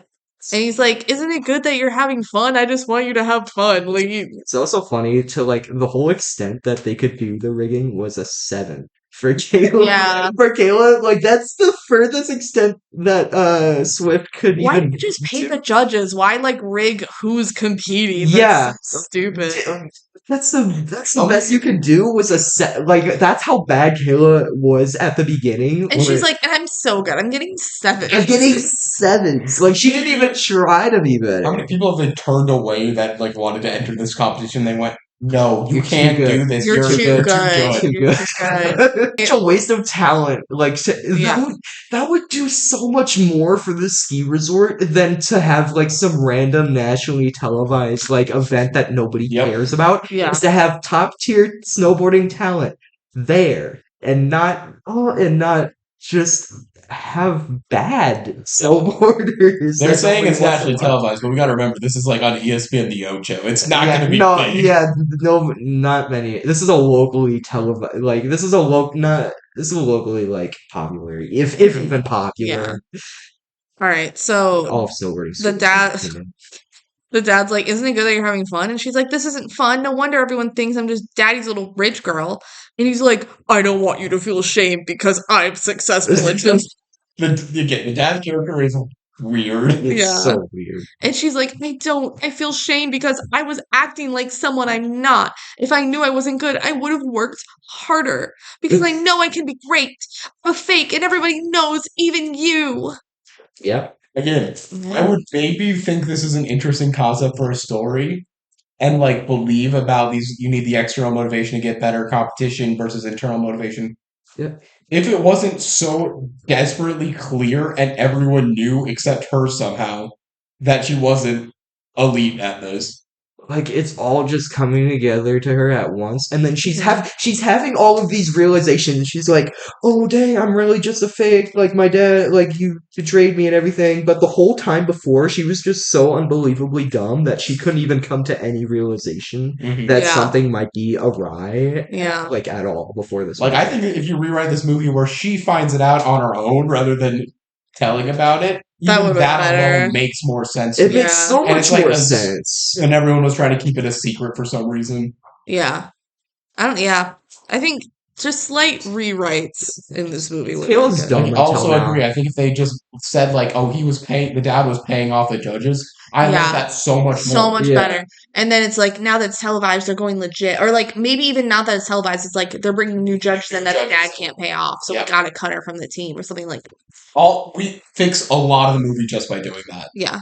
And Kayla's just dumb until now, Mhm. and Yeah. or until she goes to the mountain. But like, I can believe it where she's like, "Oh, I'm just more skilled at doing my easier tricks than these girls are doing their harder ones." Maybe. Something like Consistency. that. I would have found it really funny if like they did allow like any girl, any girl, like if they were better than Kayla or not, and they were doing all these sick flips and stuff, And then the judges get the like, judge- Yeah, that Kayla does like a grab or two, and they're like, that would have been really funny. That's what the movie should have been. that's what the movie. Like the judges would have given her standing ovations for like a front Yeah. grab and like a 180. That would have been So- awesome. The movie's in your face about enough stuff that that would have been a way better way to write Yeah. this. And every other girl's like, what the fuck? Yeah. All right. I did a whole flip. Back at the dog kennel, Kayla goes to work and we get a little montage. She like mops and she's all grumpy and Will laughs at her. And then Will's friends come in and Sam is talking about how he's crashed and he's seeing double. I don't know. Sam and Dink. And Dink. That should be the spin-off, not the freaking wizard Sam and Dink. That's catchy. And they team up with the wizard and the human cannonball. And they're their new team. And one of them has Sounds like a to heated rivalry type this thing. is the dumbest shit I've ever heard of. Bill People are clamoring for the Cloud9 skin now. Will gives him snowboarding advice, and Kayla, it like zooms out on her like she's gonna have this revelation that like he should coach her, but she doesn't ask him here. It's kind of like, whoa, and she's like, I'm gonna put that in my back. And Sam eats dog treats, and that's like a thing. Yeah. Sam and Dink, Adventures of Sam and Sam and Dink. Will then is like, I'm gonna go get pizza with my friends, and I'm gonna leave Kayla with the dogs. So Kayla's like, what the heck? Okay, whatever. I can handle Donald. Like, Yeah. And then Kayla calls Nick, and it goes to voicemail again. And then she looks at the picture of Will with the snowboard. It's like, This picture is really important. And then she works with the dogs, and Donald growls at her, and Buford doesn't want a bath. But then she does bathe Buford, and Donald gets out of his kennel and then also frees the other dogs from their kennels. Donald literally has a shrink that you can see in the shot to open the kennel in his kennel. So, like, what? Why did they not remove that? Why did they rig it up for Donald to escape? Because it's Cloud. Again, they just wanted to show Donald's a talented enough dog. Let's unlock 4 kennels.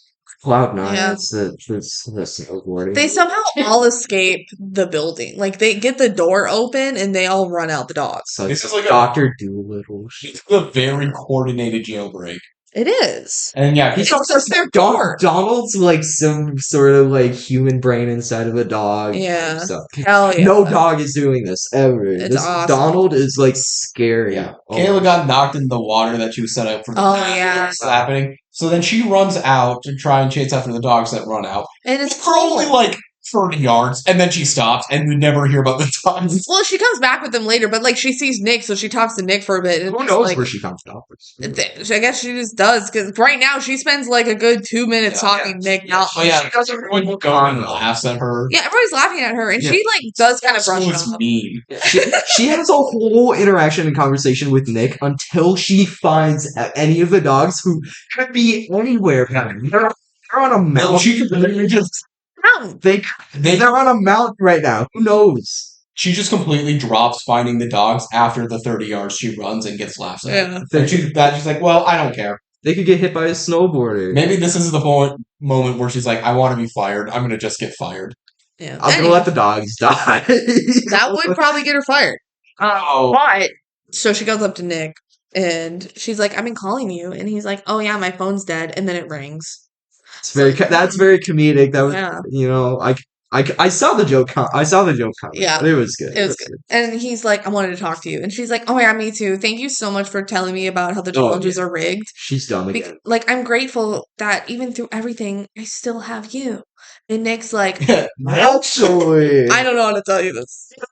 And she's like, "It's okay, I'm not on the team. I'll have more time to cheer for you." And he's like, "Yeah, about that, we can't be together." before that, he was like, That actually, that won't work. She's like, but I am a good cheerer. I'm like, you are dumb. Yeah. You are stupid. Yeah. She's dumb again. She's Yeah. dumb again. She's dumb again. She's dumb when she's around Nick. I guess. Yeah. I guess that makes. And he's like, "Yeah, we can't be together. I need to focus on my snowboarding and my team." And so he dumps her. Then she gets back to the kennel with the dogs, and her hair is all frozen, and she's in tears. And she's like, "This is the worst day. I'm off the team. Nick broke up with me. I chased the dogs up the mountain, and I ruined my cute boots." Miss Cloud's like, Oh, you oopsie poor, kids." you poor thing. And she's like, "I'm fired, right?" And Mom's like, "No, it's not your fault. You should have been trained before being left alone." She's like, "No, it is my fault. And you should fire me." Which, that was funny. Oh, that's great. Mom's like, no, you're not fired. She just starts crying about her. Yeah, she cries harder. That was pretty fun.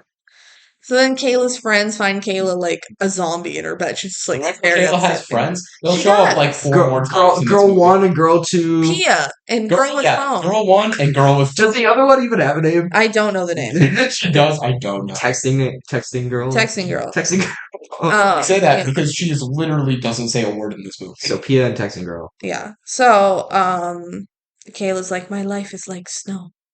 It's there one day and then it melted away." And they're like, "Nick's an idiot and I never liked him." And Kayla's like, "Thank you, but I did like him.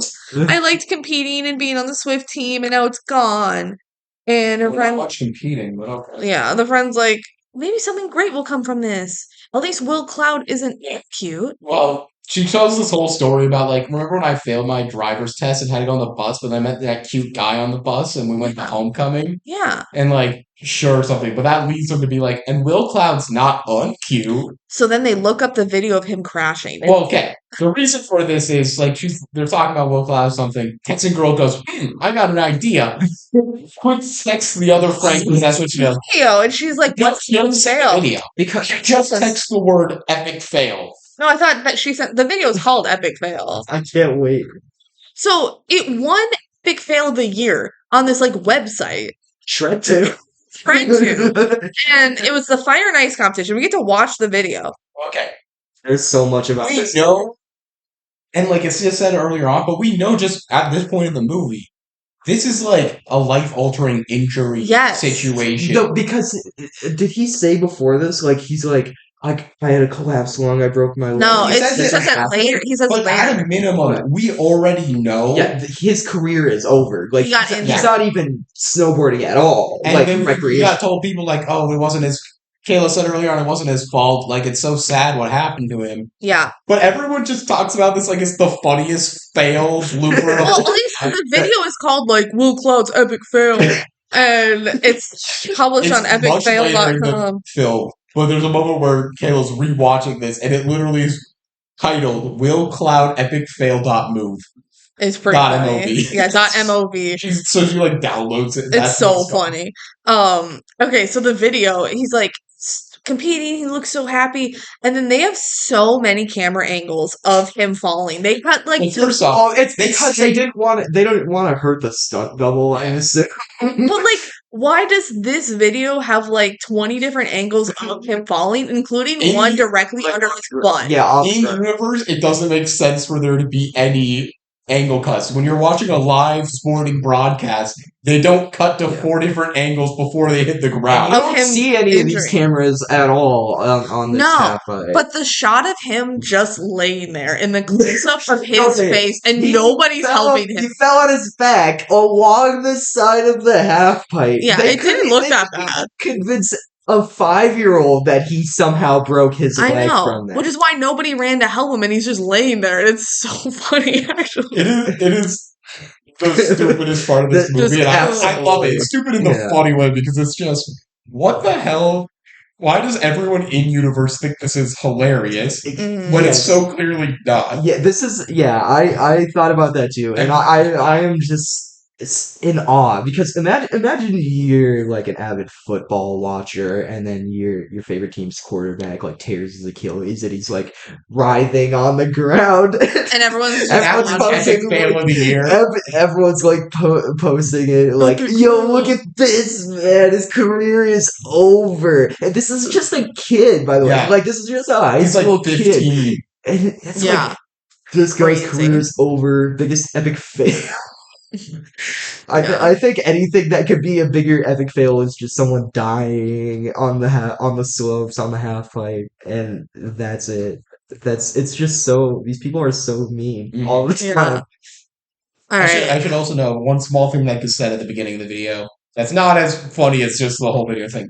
They just say like all he has to do is complete a run and he wins the championship. Yeah, and he wanted to do. He's about to win. He's gonna do the Cloud9, and he broke everything. And when they show the video, and the announcer's like, he's about to do the Cloud9, and then he's barely out of the air, and the announcer's like, wait, he's off course, wait! And there's and it's like slow motion, and there's all these cameras. Yeah, he's right like, under his butt. And it's the whole video is just so dumb. It's probably the funniest part of the entire movie. It's just the video itself and the reactions by the general public of the video. The video. It's so awesome. Yeah. All right, so then Kayla's driving, and there's a banger of a song playing, and she shuts off the radio, and we were so mad. We're like, for like 5 seconds, we're like, oh yeah, and she turns it off because she's so sad. We're like, what the heck? That song was good. She screams because she almost hits Donald. Yeah, and then he plays dead again. How could she be so dumb to not know she hit the dog? I know. But she's not a big caller. Yeah. She would know if she hit a dog. He's fine. And she's like, I don't know what I would do with myself if anything happened to you, Donald. And Will's like, well, you've taken a liking to him. And all of a sudden, like, there was no connection to Kayla, from Kayla to Donald. Like, no, all of a sudden she likes him. She took him for one walk where Kayla should hate Donald because he freed the animals and then freed them from the dog groomer or whatever they are, and now they're buddies. Now they're buddies. Yeah, Kayla's buddies. They went enemies to friends quicker than Kayla and Will. Yeah, it's basically like It reads to me as Kayla is at Donald's mercy because Donald could control her because he's so damn smart. Yeah. He's like, please forgive me, Donald, for any way I've wronged you, Donald. So then they're at the kennel again, and Kayla's like, "It's pretty blah in here." Even though it's not, it's one of so the cute most in there. random and unnecessary side plots in this movie. Yes, yeah. It was like any movie. She had to offer something in exchange for him coaching her, and this is what they went with. I don't know. I will admit it does look good at the end, but like, was it even really necessary? We have opinions about the end. Yeah.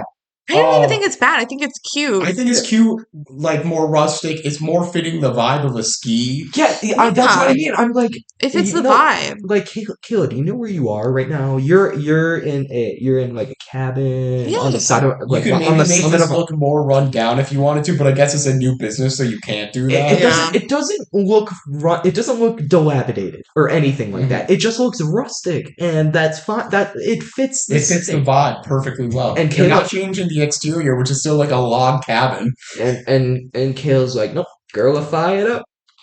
Yeah.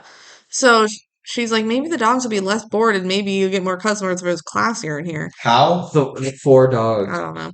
Will's like, I'll already have full capacity. Yeah, they are. It was like, and they're out. Will says, I'll take substance over style any day. And Kayla's like, well, let's make a deal. I'll help style this place up if you help people see that there's more to me than what's on the surface. He's like, how would I do that? And she says, train me and compete fire and ice. He's like, you're joking, right? She says, I know I'm not the champion that I thought I was, but with coaching and hard work, I think I could win the medal and earn it this time. And he's like, I'm not a coach. She's like, but you know your stuff. And he says, last time I tore a tendon, shattered my knee, and collapsed my lung. Yeah. Damn. And she says, I saw your video. To be as good as you were, you must have really loved it. And if you love it that much, you can't just walk away. And he's like, well, I did. He's moody and broody and goes out there. Again, it's the part of the character. He never changes off that. The one character that actually is a consistent character. And it works. Yeah. That night, they're out for a dog sled walk. And she's like, what are you so afraid of? That fall was a freak accident. The odds of it happening again are low. I don't know how true that is. If you're attempting the Cloud9, it probably would happen. No, that's, I mean, that's it. The way that he fell doesn't look like any different than any other snowboard wipeout. No. But somehow he tore tendon, shattered his knee, collapsed along. Weird trio of injuries. Yeah. I didn't put that together at the time. It's like these are 3 very separate things. Paul Hogan's like, what makes sense?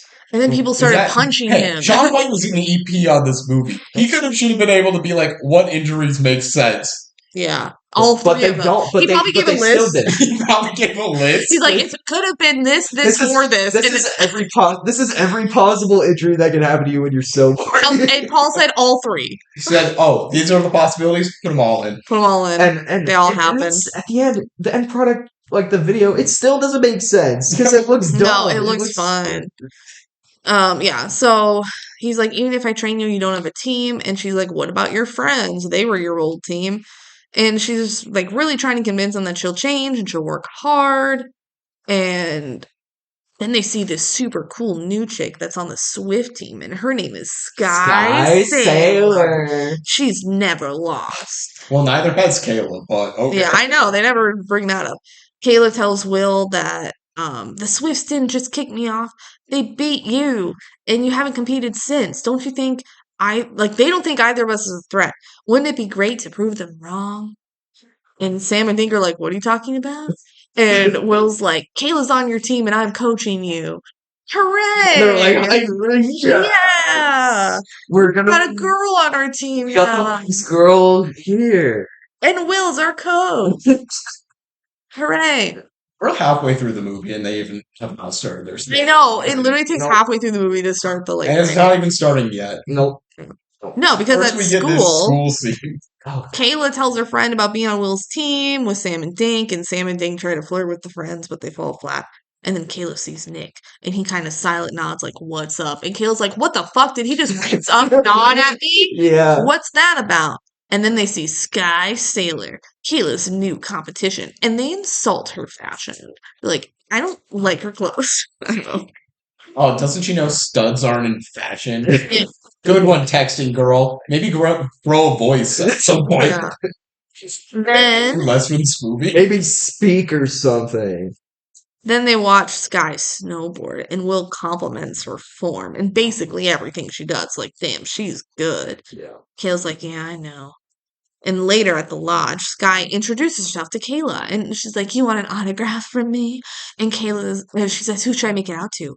And she's like, "Kayla, as in Kayla Morgan. Maybe you've heard of me." And Sky's like, "Of course, everyone's favorite daddy's girl, more like future winner of Fire and Ice."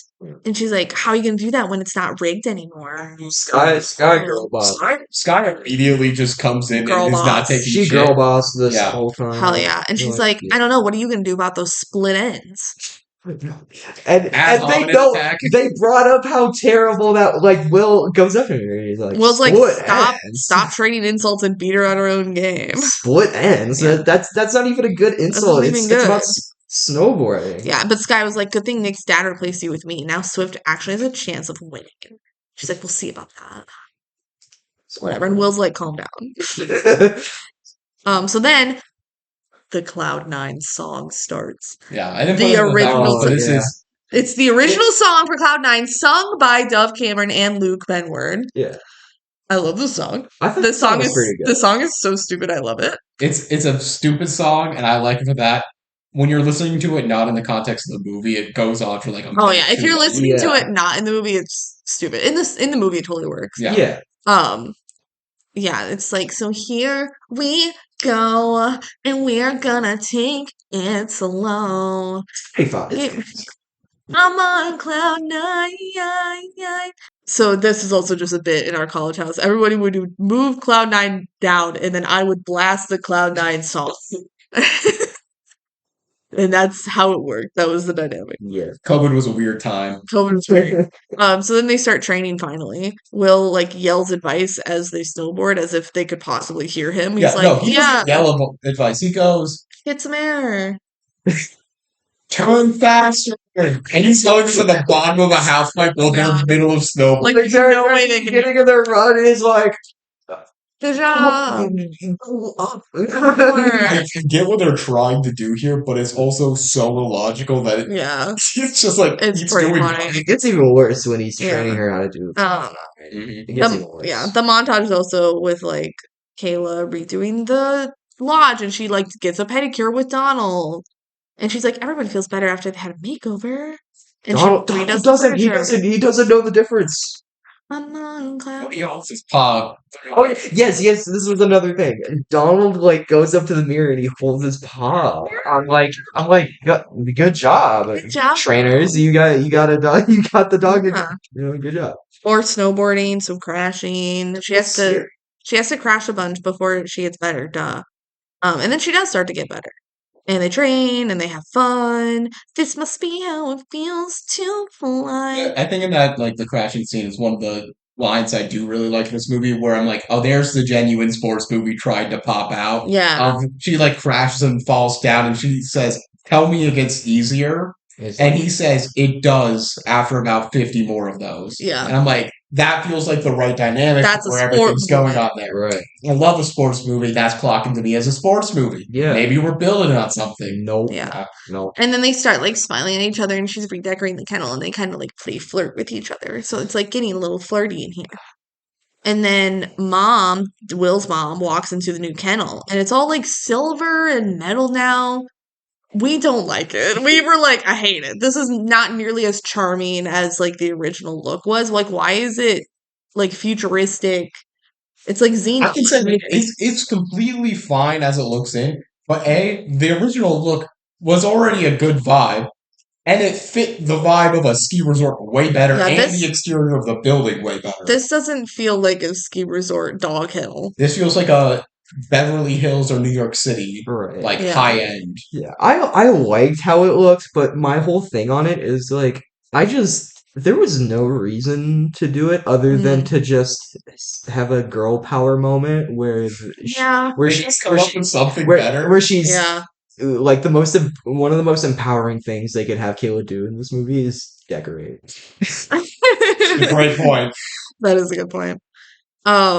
Yeah. So The mom loves it, and apparently so did the dogs. And she's like, "You two make a great team." And they kind of flirt some more. Donald has human emotions. Yeah, and then the mom's like, "You two can take the rest of the day off," because obviously she ships them. Like you could see the moment where she's like, Look at these two. And she thanks Caleb. She's like, "Thank you for Will. I haven't seen him this happy since he was competing. He has his old smile back." Like the one in this photo. This up. I'm gonna nail it to the wall. So he can't turn it over. No. He brings like a curtain. So then Caitlin Will gets some ice cream, and she looks up the mountain, and they're like, "Oh, Tyson's Peak is so scary. It's so intense." And like first time they're ever bringing this up in the movie, but we gotta establish what it is. They didn't even have a shot of it in the No, think. I don't think so. This is the first time they've Yeah. done it. Will says some people want to snowboard down it, but you can't get up there without a helicopter. And she says, "Has anyone ever tried?" And he's like, "Yeah, Tyson." They never found his body. Just kidding. I was so true. I wish it ended there. I was thinking that was let that at least be an urban legend. That makes it way more interesting than just being like, no. Just joking, Caleb. But he's like, "But seriously, snowboarding down Tyson's Peak is impossible." And she says, "Nothing is impossible." This is the first of many times she says that. For some reason, they just start the second half of this movie like, "Oh, we gotta have a tagline for her. Yes, for her. Nothing is possible. Nothing is impossible. Snowboarding down a mountain, you should do it. Yeah. It's not impossible. So what do you think our chances are? And he's like, "You guys are starting to look like a real threat." And she's like, "I was thinking of another way to make us a threat." Here it is. You. Me? I think you should compete with us. And I wasn't part of it. I know. You said you wouldn't bring it up. But you belong out there. I've never seen anyone love it like you do. You heard your mom. We make a great team. So let's make it official. Promise me you'll think about it. And he's like, "I don't know." I can't face. He's all broody. Yeah. He's like turning away. He's putting his hand out. I was like, I can't face that. I know. I wish they leaned into the PTSD more, but they don't. He's just like, "You can." He should have gone like way over the top with how movie he was about. Oh my gosh, it would have been so much more fun. Right. This is now like my favorite scene of the movie. Will's in his room and he looks at that same fucking picture. It's in the dog kennel. It's also in his bedroom. He has it in his room. There it is. He puts it down in the document, doesn't want to look at it, but when he goes in his room, it's not in front of them. Why does he have it in his room if he hates that picture? I see it everywhere I go. I think it's funny to think that his mom's just like fucking with him. And so Kayla, in her room, pulls up the video again, and then Will also pulls up the video. It's epic fail. Will Cloud's epic fail.mov. Like, what the hell? And then he slams it shut. So dramatic. And then Kayla also shuts off her laptop. And then she turns off her light and she goes she literally goes to sleep. She then it like fades to morning and she wakes up in the same position. I'm like, why are we treating a morning like this? It's so random. She goes to sleep immediately. They watch the video right before bed. It's like I need to watch Will Cloud's epic fail right before I go to bed. Yeah. Like this. And I put I go to bed with my full face of makeup on, and then I wake up with my full face of makeup on. And I go, it's good. And then I wake up and I go downstairs, and there's her parents talking downstairs. They heard about Kayla doing great at the dog spa. Kayla's overhearing them. She's not And Will's coaching the perfect time. Yeah, Will's coaching the team, and the dad's like, "I hate to see her work so hard only to fail." The dad is no faith. There's no faith in her at all. And he's like, it's so funny to me because it's not even the fact that he's like, "Oh, she can't do well," or like she's gonna lose. Is what she's like. She's gonna do so bad. Like her losing's impossible. It's the worst thing possible.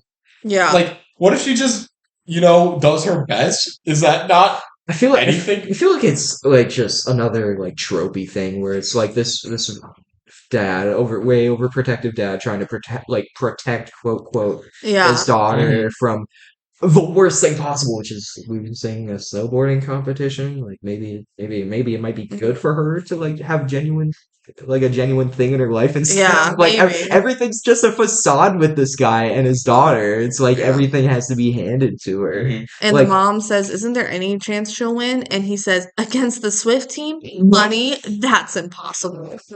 Which at this point with Kayla's talent, like Sure. Yeah, but she says nothing is impossible. Hey, realistically, maybe Sky would have tried the Cloud 9 and fell and broke all the bones in her body. To do it because he literally said he was going to try it and then he never does. Yeah.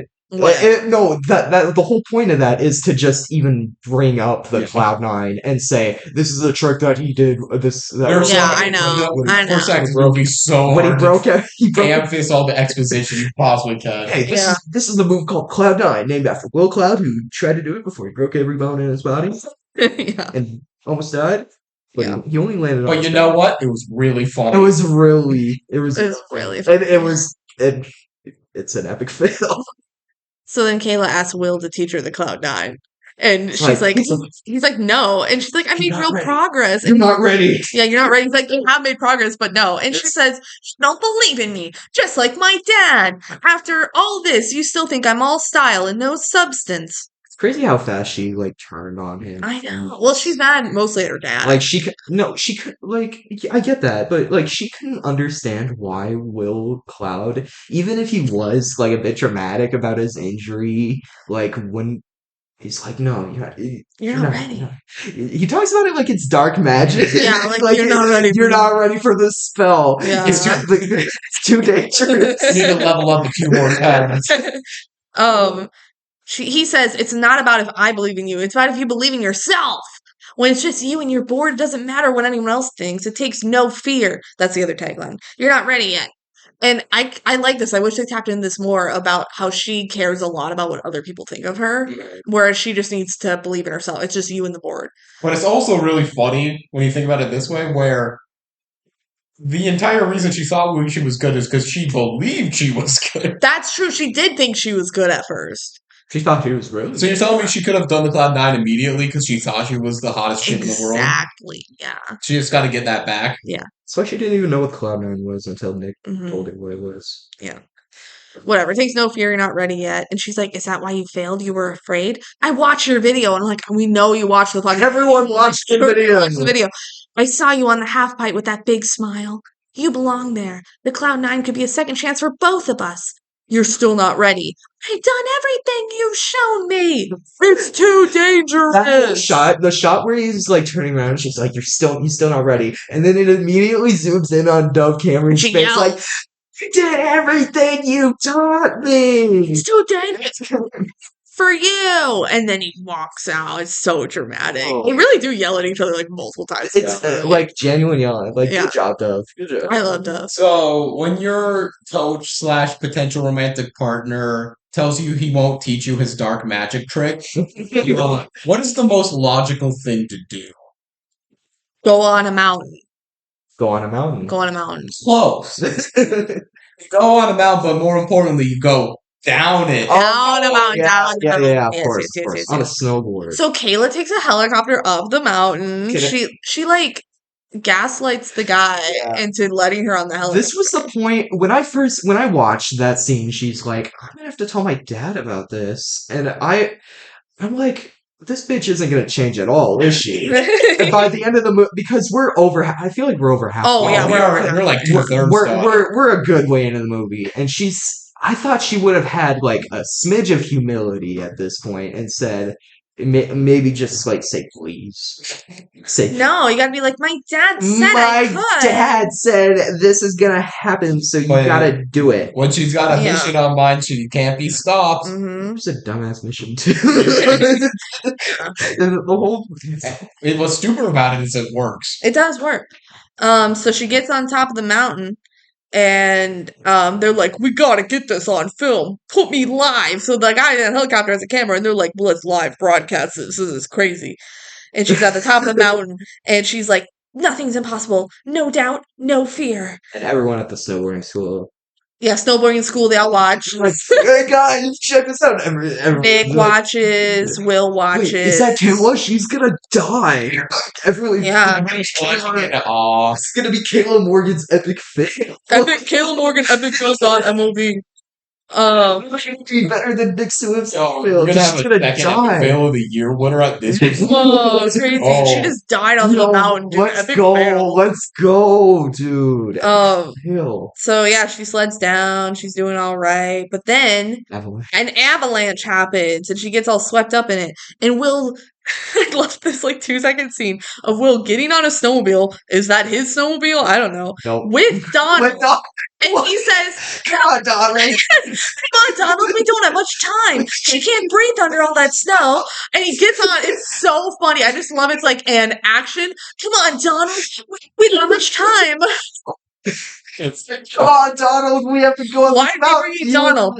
And He's bringing Donald because the Donald becomes a search and rescue dog. He sniffs her out, and they dig her out from the snow, and she's totally fine. She plays dead for a second, but then she's fine. Because she wanted to play one on Donald. She got Donald back. She's like, Will's like, wake up. She's like, nothing is impossible. And I rolled my eyes, and I'm like, it's pretty dumb. Do I have to watch the rest of this? We also gloss over the fact that while everyone's watching this, Nick sees her get hit by an avalanche and basically just laughs at her. Yeah, he's like, and that's right. I knew she couldn't do it. She's fucking dead. Everyone see that epic fail. Epic fail moment. Epic fail. Morality in this universe is so weird. Well, I feel my theory is that these are an isolated group of people because it's like an uncontacted society. Yeah, this is just a small town of people. It's almost like a cult almost. This is a snowboarding universe. Snowboarding cult. Yeah, and they're so isolated, they have no sense of morality. So anytime someone small side note, I only just thought of right now.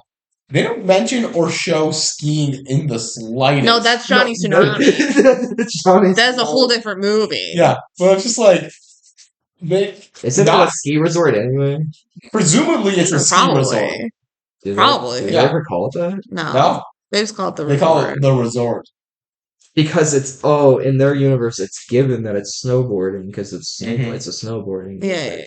Snowboarding school. Yeah. Oh, and you're a fucking genius. All right. That night they're in the pool.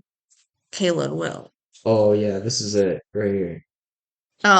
He's like, I still can't believe you did that.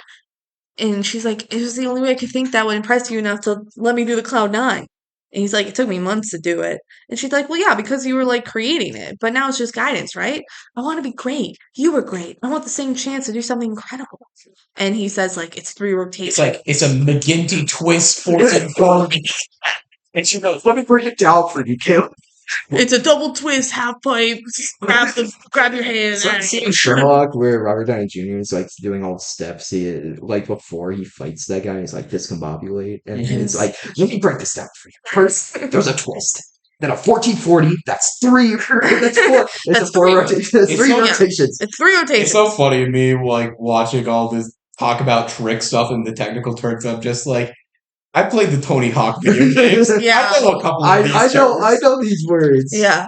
And she says, teach me. And it's so all of a sudden it's steamy. And the mom comes in. I brought towels. And it cuts back to them and they almost lean in more. We rewound this twice because it's a really weird moment that I feel it's an editing mistake. Yeah. Because the mom says, I brought towels. Full sentence is done. And then the two of them, for a solid half second, get closer about to kiss and then pull away. They didn't hear her until 2 seconds later. They should have been leaning in, and then mom says, I have towels, and then they break up. I think it was a miscue behind the scenes. Yeah. And Will's like, I gotta go. Or Will at the beginning, for that second, it was this is happening, Mom. Either you're looking or you're not. Yeah. Look away, Mom. Look away. All right. So now at snowboard practice, Will's agreed to join the team. Hooray. But we don't accept just anyone, so show us what you got. No fear. So Will hits the half pipe. They're like, yay, go Will. And he's just as good as he was. Of course he is. Of course also, he's just Nick and the whole team Swift are watching. They're watching. And they're like, oh, wow, he's actually snowboarding. There's no sign of rust or any, non-progression. But then he wipes out.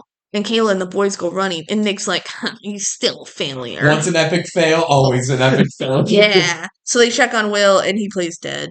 But then he's fine. He's like, nah, I'm good. And she Bro, just, what is wrong with these people? And Yeah. you don't take death seriously no, they at do all. not. What is wrong with these people? And she says, you scared me. Don't ever scare me like that again. I need you. You just did this on the mountain, you idiot. Yeah. She says, I need you. And they're like, what? And she's like, I need somebody to teach me the Cloud 9. You didn't possibly like him. He just told you what the Cloud9 was, step by Yeah, step. what? He gave you a tutorial on how to do Cloud9. Your dad can hire a better coach. Yeah. Yeah. Then friggin' One who's Cloud. gonna like actually tell you what to do rather than saying at the bottom of a half pipe, turn faster. Get higher.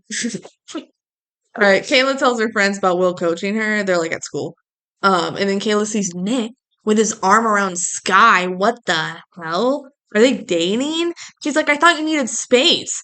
And Sky's like, winners should be with winners. I love how mean Sky is through this. Yeah, she's a bitch now. Just to get ruined in the end by making her like Nicer. Nice. I don't know. And then they leave, and Kayla's like all jealous, and Will comes over, and she kind of tricks him into holding her hand. She's like, Yeah. "You think my hands are small? Smell? You think my hands smell? You should hold it." And so he does, and then Nick sees them holding hands and is like, awkward. And Will's like, okay. And Will's like, oh, is this what this has all been about? Well, he doesn't say that, he just Yeah. leaves, but he brings it up later. Yes, he does, yeah. Later at practice, Kayla's like, what does Sky have going for her anyway? Besides, like, being hot and talented. Like, whatever. And then she snowboards, and she does a good job. And Sky watches, looking all bitchy. And Sky takes her turn, and she shows off. It's always girl drama. Yeah, and she's like, how am I supposed to compete with that? And Will's like, we still talking about snowboarding? And she's like, yeah, what else are we talking about? It's crazy. They really were like, oh, we have this great idea for a plot point, but we are so far in, we gotta rush. Yeah, we only have like 20 minutes left of this movie. So. All right, forget it. Let's time to learn Cloud 9.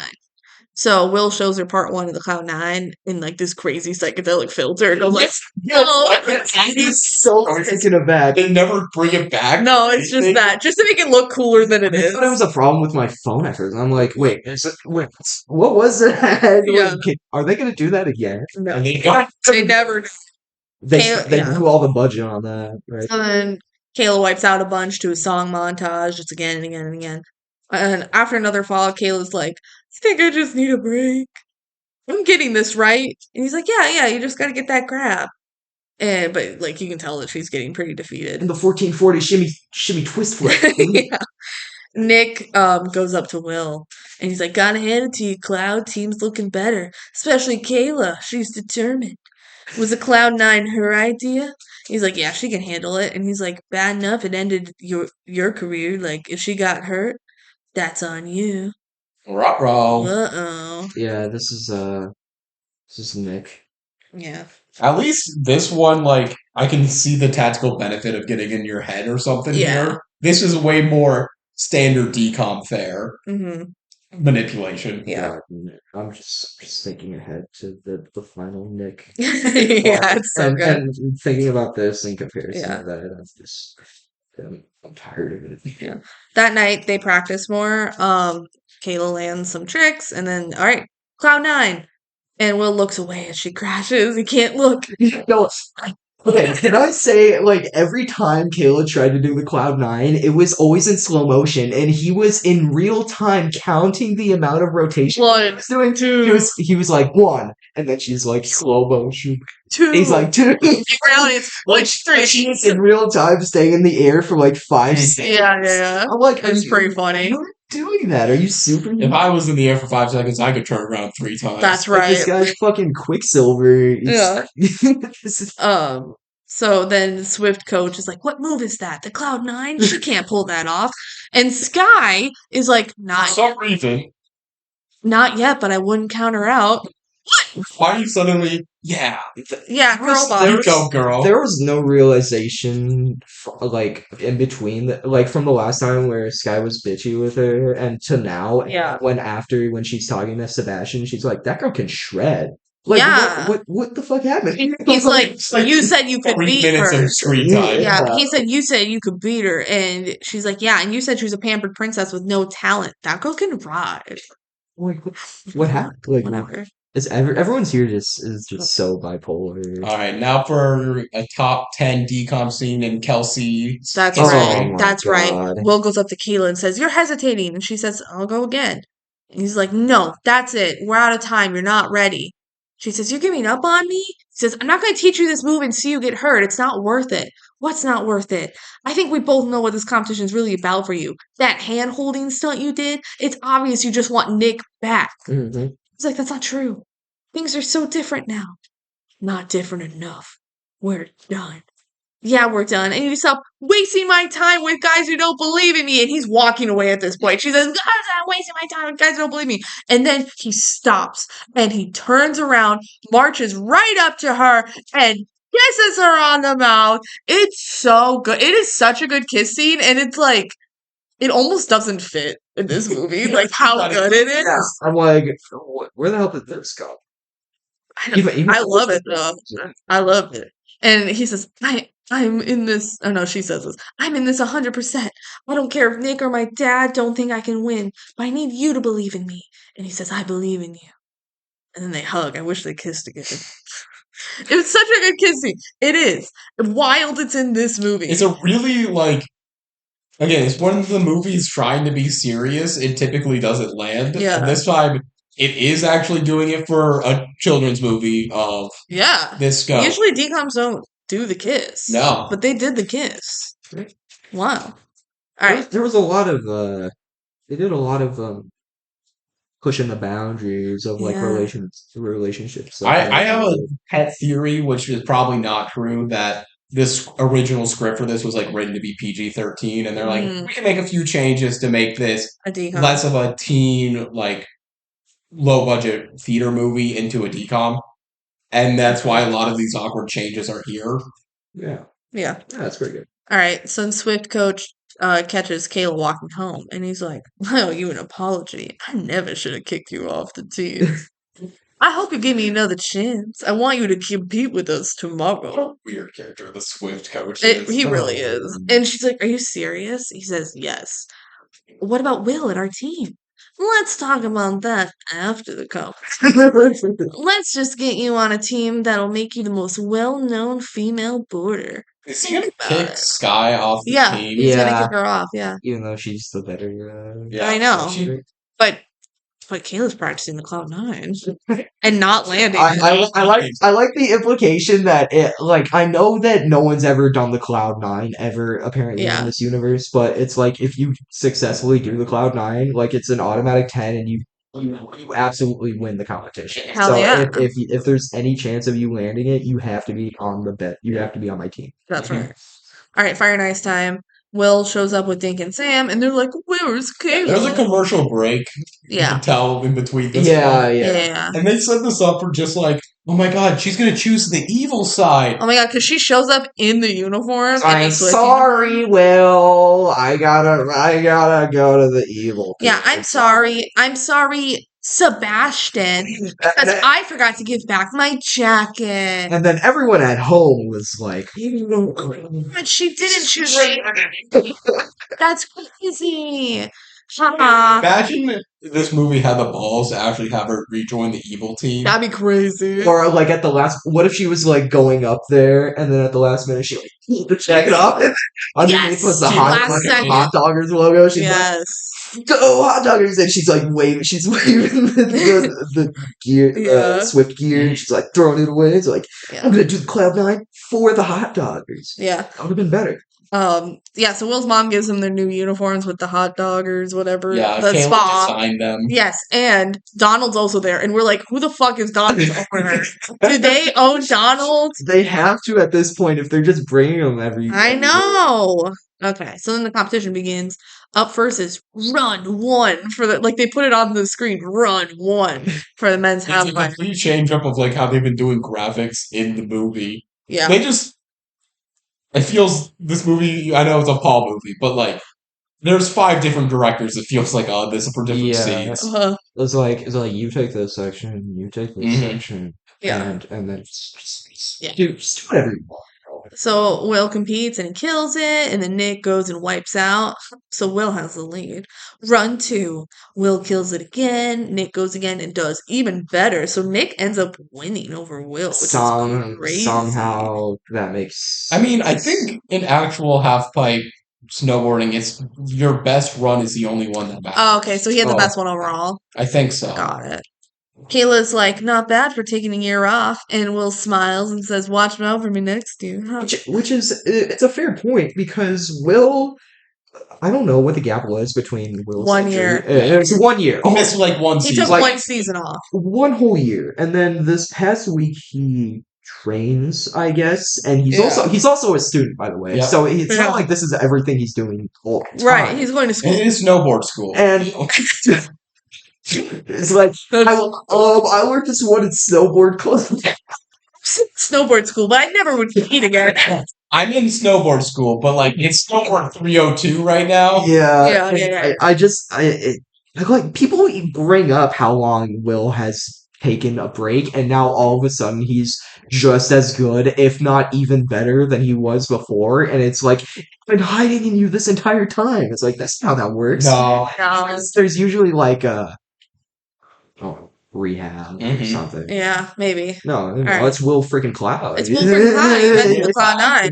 All right, competition continues. Next up is Kayla. She kills it. Sky goes, also kills it. I don't write down the specifics because I don't care. But Kayla's winning after the first round. So run two now. Kayla goes first for some reason. They like changed up the order, even though they didn't do that for the guys. And she gets a crazy high score, multiple 10s. So they're like, damn, Kayla's got to be like perfect. Kayla's gonna have to do the Cloud 9. That's right. That's the title of the movie. Yeah. Kayla's gonna have to do the Cloud 9 to beat Sky Saber. But first, Kayla's dad finds Kayla. We have the most important scene of the movie. Oh my gosh, it's incredible. So Kayla's dad apologizes to her. He's like, I underestimated you. I'm so sorry. You've always been my little girl. Tonight I realized you've grown up. And I couldn't be more proud of you. Happening after Kayla's already been asked to go to the top of the... Yeah, she's on the clock right now. It's like, Dad, get the fuck off me. I'm telling you. Yeah. It's like, if I knew you were gonna be, her dad's like, if I knew you were gonna be the greatest snowboarder ever in like a week of training, I would have believed in you a lot sooner. Now that I know you're actually good, I'm proud of you. And Swift dad's like, come here, son, quickly. You see that sappy shit happening? That's going to take the edge off her and help us. And Nick's had enough. He's like, Dad, what the fuck? Yeah, he's like, how is a father supporting his daughter a bad thing? And he's like, I don't see the point in excessive praise. How about any praise? It's like, anything! And everybody's listening now. The whole slope's gone silent. Everyone's just looking. Believe it or not, there are parents who are proud of their kids without having to win medals or cheat. He's like, whoa. It's like, shut up. Careful what you're about to do right now. Said, here's an idea. How about we tell Kayla what really happened with her and Will's sled? And Kayla and her dad come up like, what? And Nick tells them that he steered Kayla into the sign so that the dad would kick her off the team. You proud of me? You proud of me now, Dad? I like how he says he says, sorry, it's just following orders. And Swift dad's like, everything I've done was to help you achieve your dream. Someone's the Ice Princess. The Ice Princess. It's not my dream. It's yours. The best fucking line in this movie. It's not my dream, Dad. It's your dream. Oh. Nick tells Kayla, I'm sorry, and then he walks away. The end of this. Damn. That was just a whole mess. It was incredible and I love it. Whoever was writing this at one point fell asleep while watching Ice Princess. And then they went, it's not my dream, it's like, it's not my dream, it's this cooks. I need to get this in here somehow. Yeah. Wait, I don't know how I remember hearing this. It's like I manifested it in my head. Yeah. And there's 5 minutes left of this movie. Will's like, you're going for it, aren't you? And she says, nothing's impossible. No. Of course. Now it's time for Kayla. She's going for her individual title to win the team comp. No fear. She starts her run. She tries the Cloud 9. She gets the 3 rotations. 1, 2, 3. She lands it. For the first time ever, someone landed the Cloud 9. And the announcer's like, That exact thing. It's like, for the first time ever. She won the competition for her and her team, and everybody celebrates in slow motion. The last minute of this film is all slow motion. Yes. Her and Will hug. Nick smiles. His dad even kind of half smiles at her, which is crazy because he's evil. They hoist Kayla up on the shoulders, and it's all in slow-mo, and then she looks directly into the camera, and it freeze frames. Worst sin of this movie is there's no fucking ending. There's no ending. That's it. That's the end. That's Cloud 9. I mean, that's the same thing as Brink. That's true. Although Brink, at least you get to see the evil guy dejectedly walk. Yeah.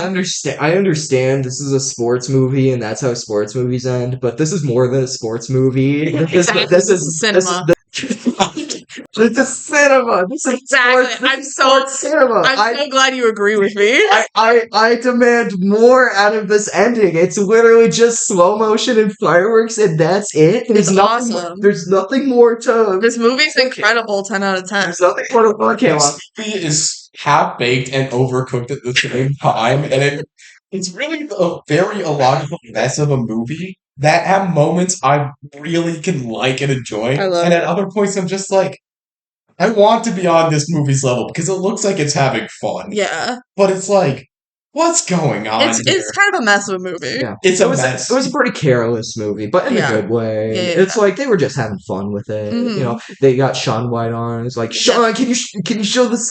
Can you show us how to do some cool? Can you do the Cloud 9? Can you Cloud 9, Sean? Yeah. Yeah, but back in my day, I called it the Sean 9.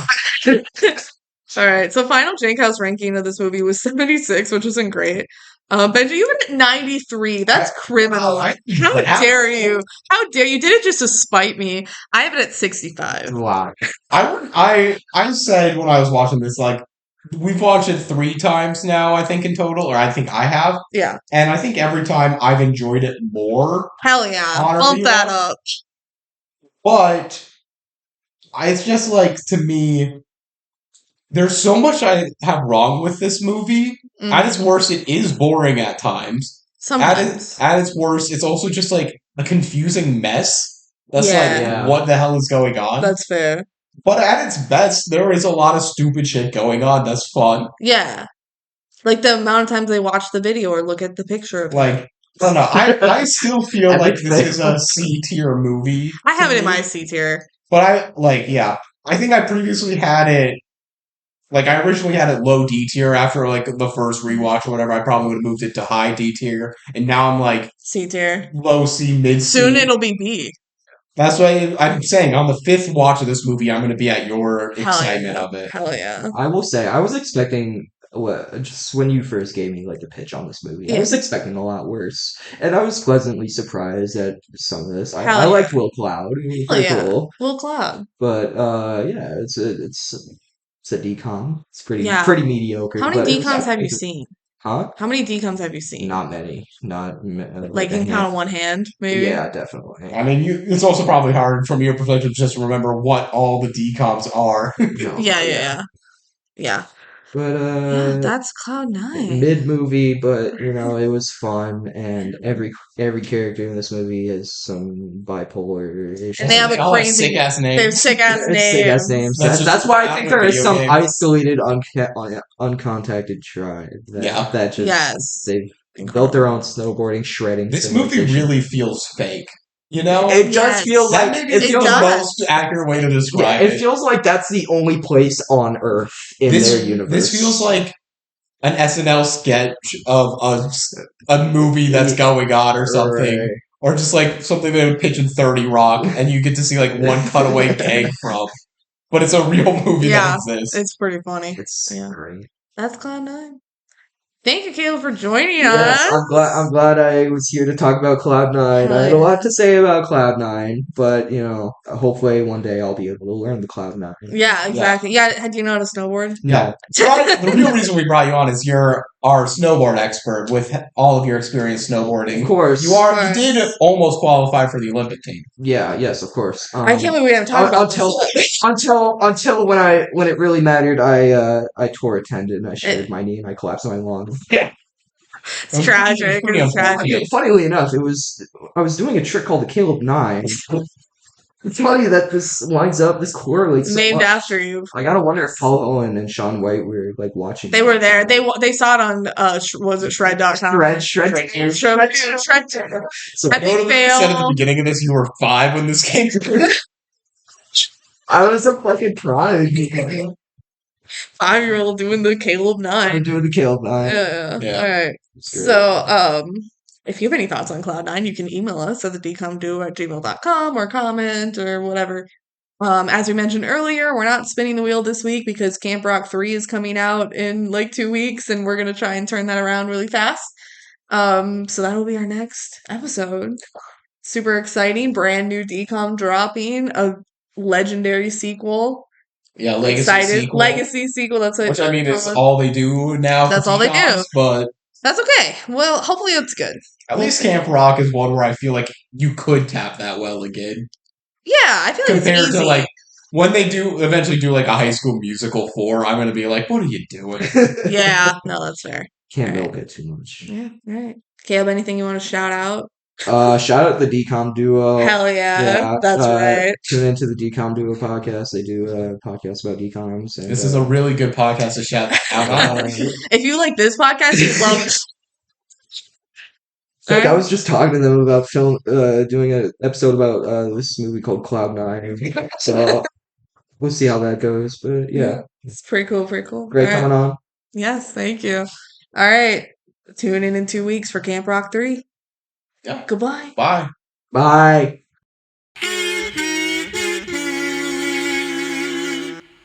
Scenes from our next episode. What? Camp Rock. Do the march again. I know they're doing the march again. Oh God, I found Michi's whole book of songs. This looks like it has a really good part for dancing. Oh, there's Malachi Barton, the little home wrecker he is. Oh man, I really want to be an opening act for Connect 3, the band of not brothers. Are they brothers? We gotta find out if they're brothers. It's gotta be no. We have to know if they're brothers. They hired me to act in Camp Rock 3. Caleb's in this video. I'm on a snowboard. When you look at Caleb's IMDb, says he was previously in Caleb 9. Coiner of the Caleb 9 in Camp Rock 3. This guy's wild. He's doing Caleb 9 in Camp Rock 3. Camp Rock. When the Caleb 9. I'm going to snowboard school. Cloud9, Camp Rock, they do Camp Shred. They do Camp Snowboard school camp. Shred Rock. Shred Rock. They do a snowboard dance. This might be our most unhinged next song. We must stop. We have to stop.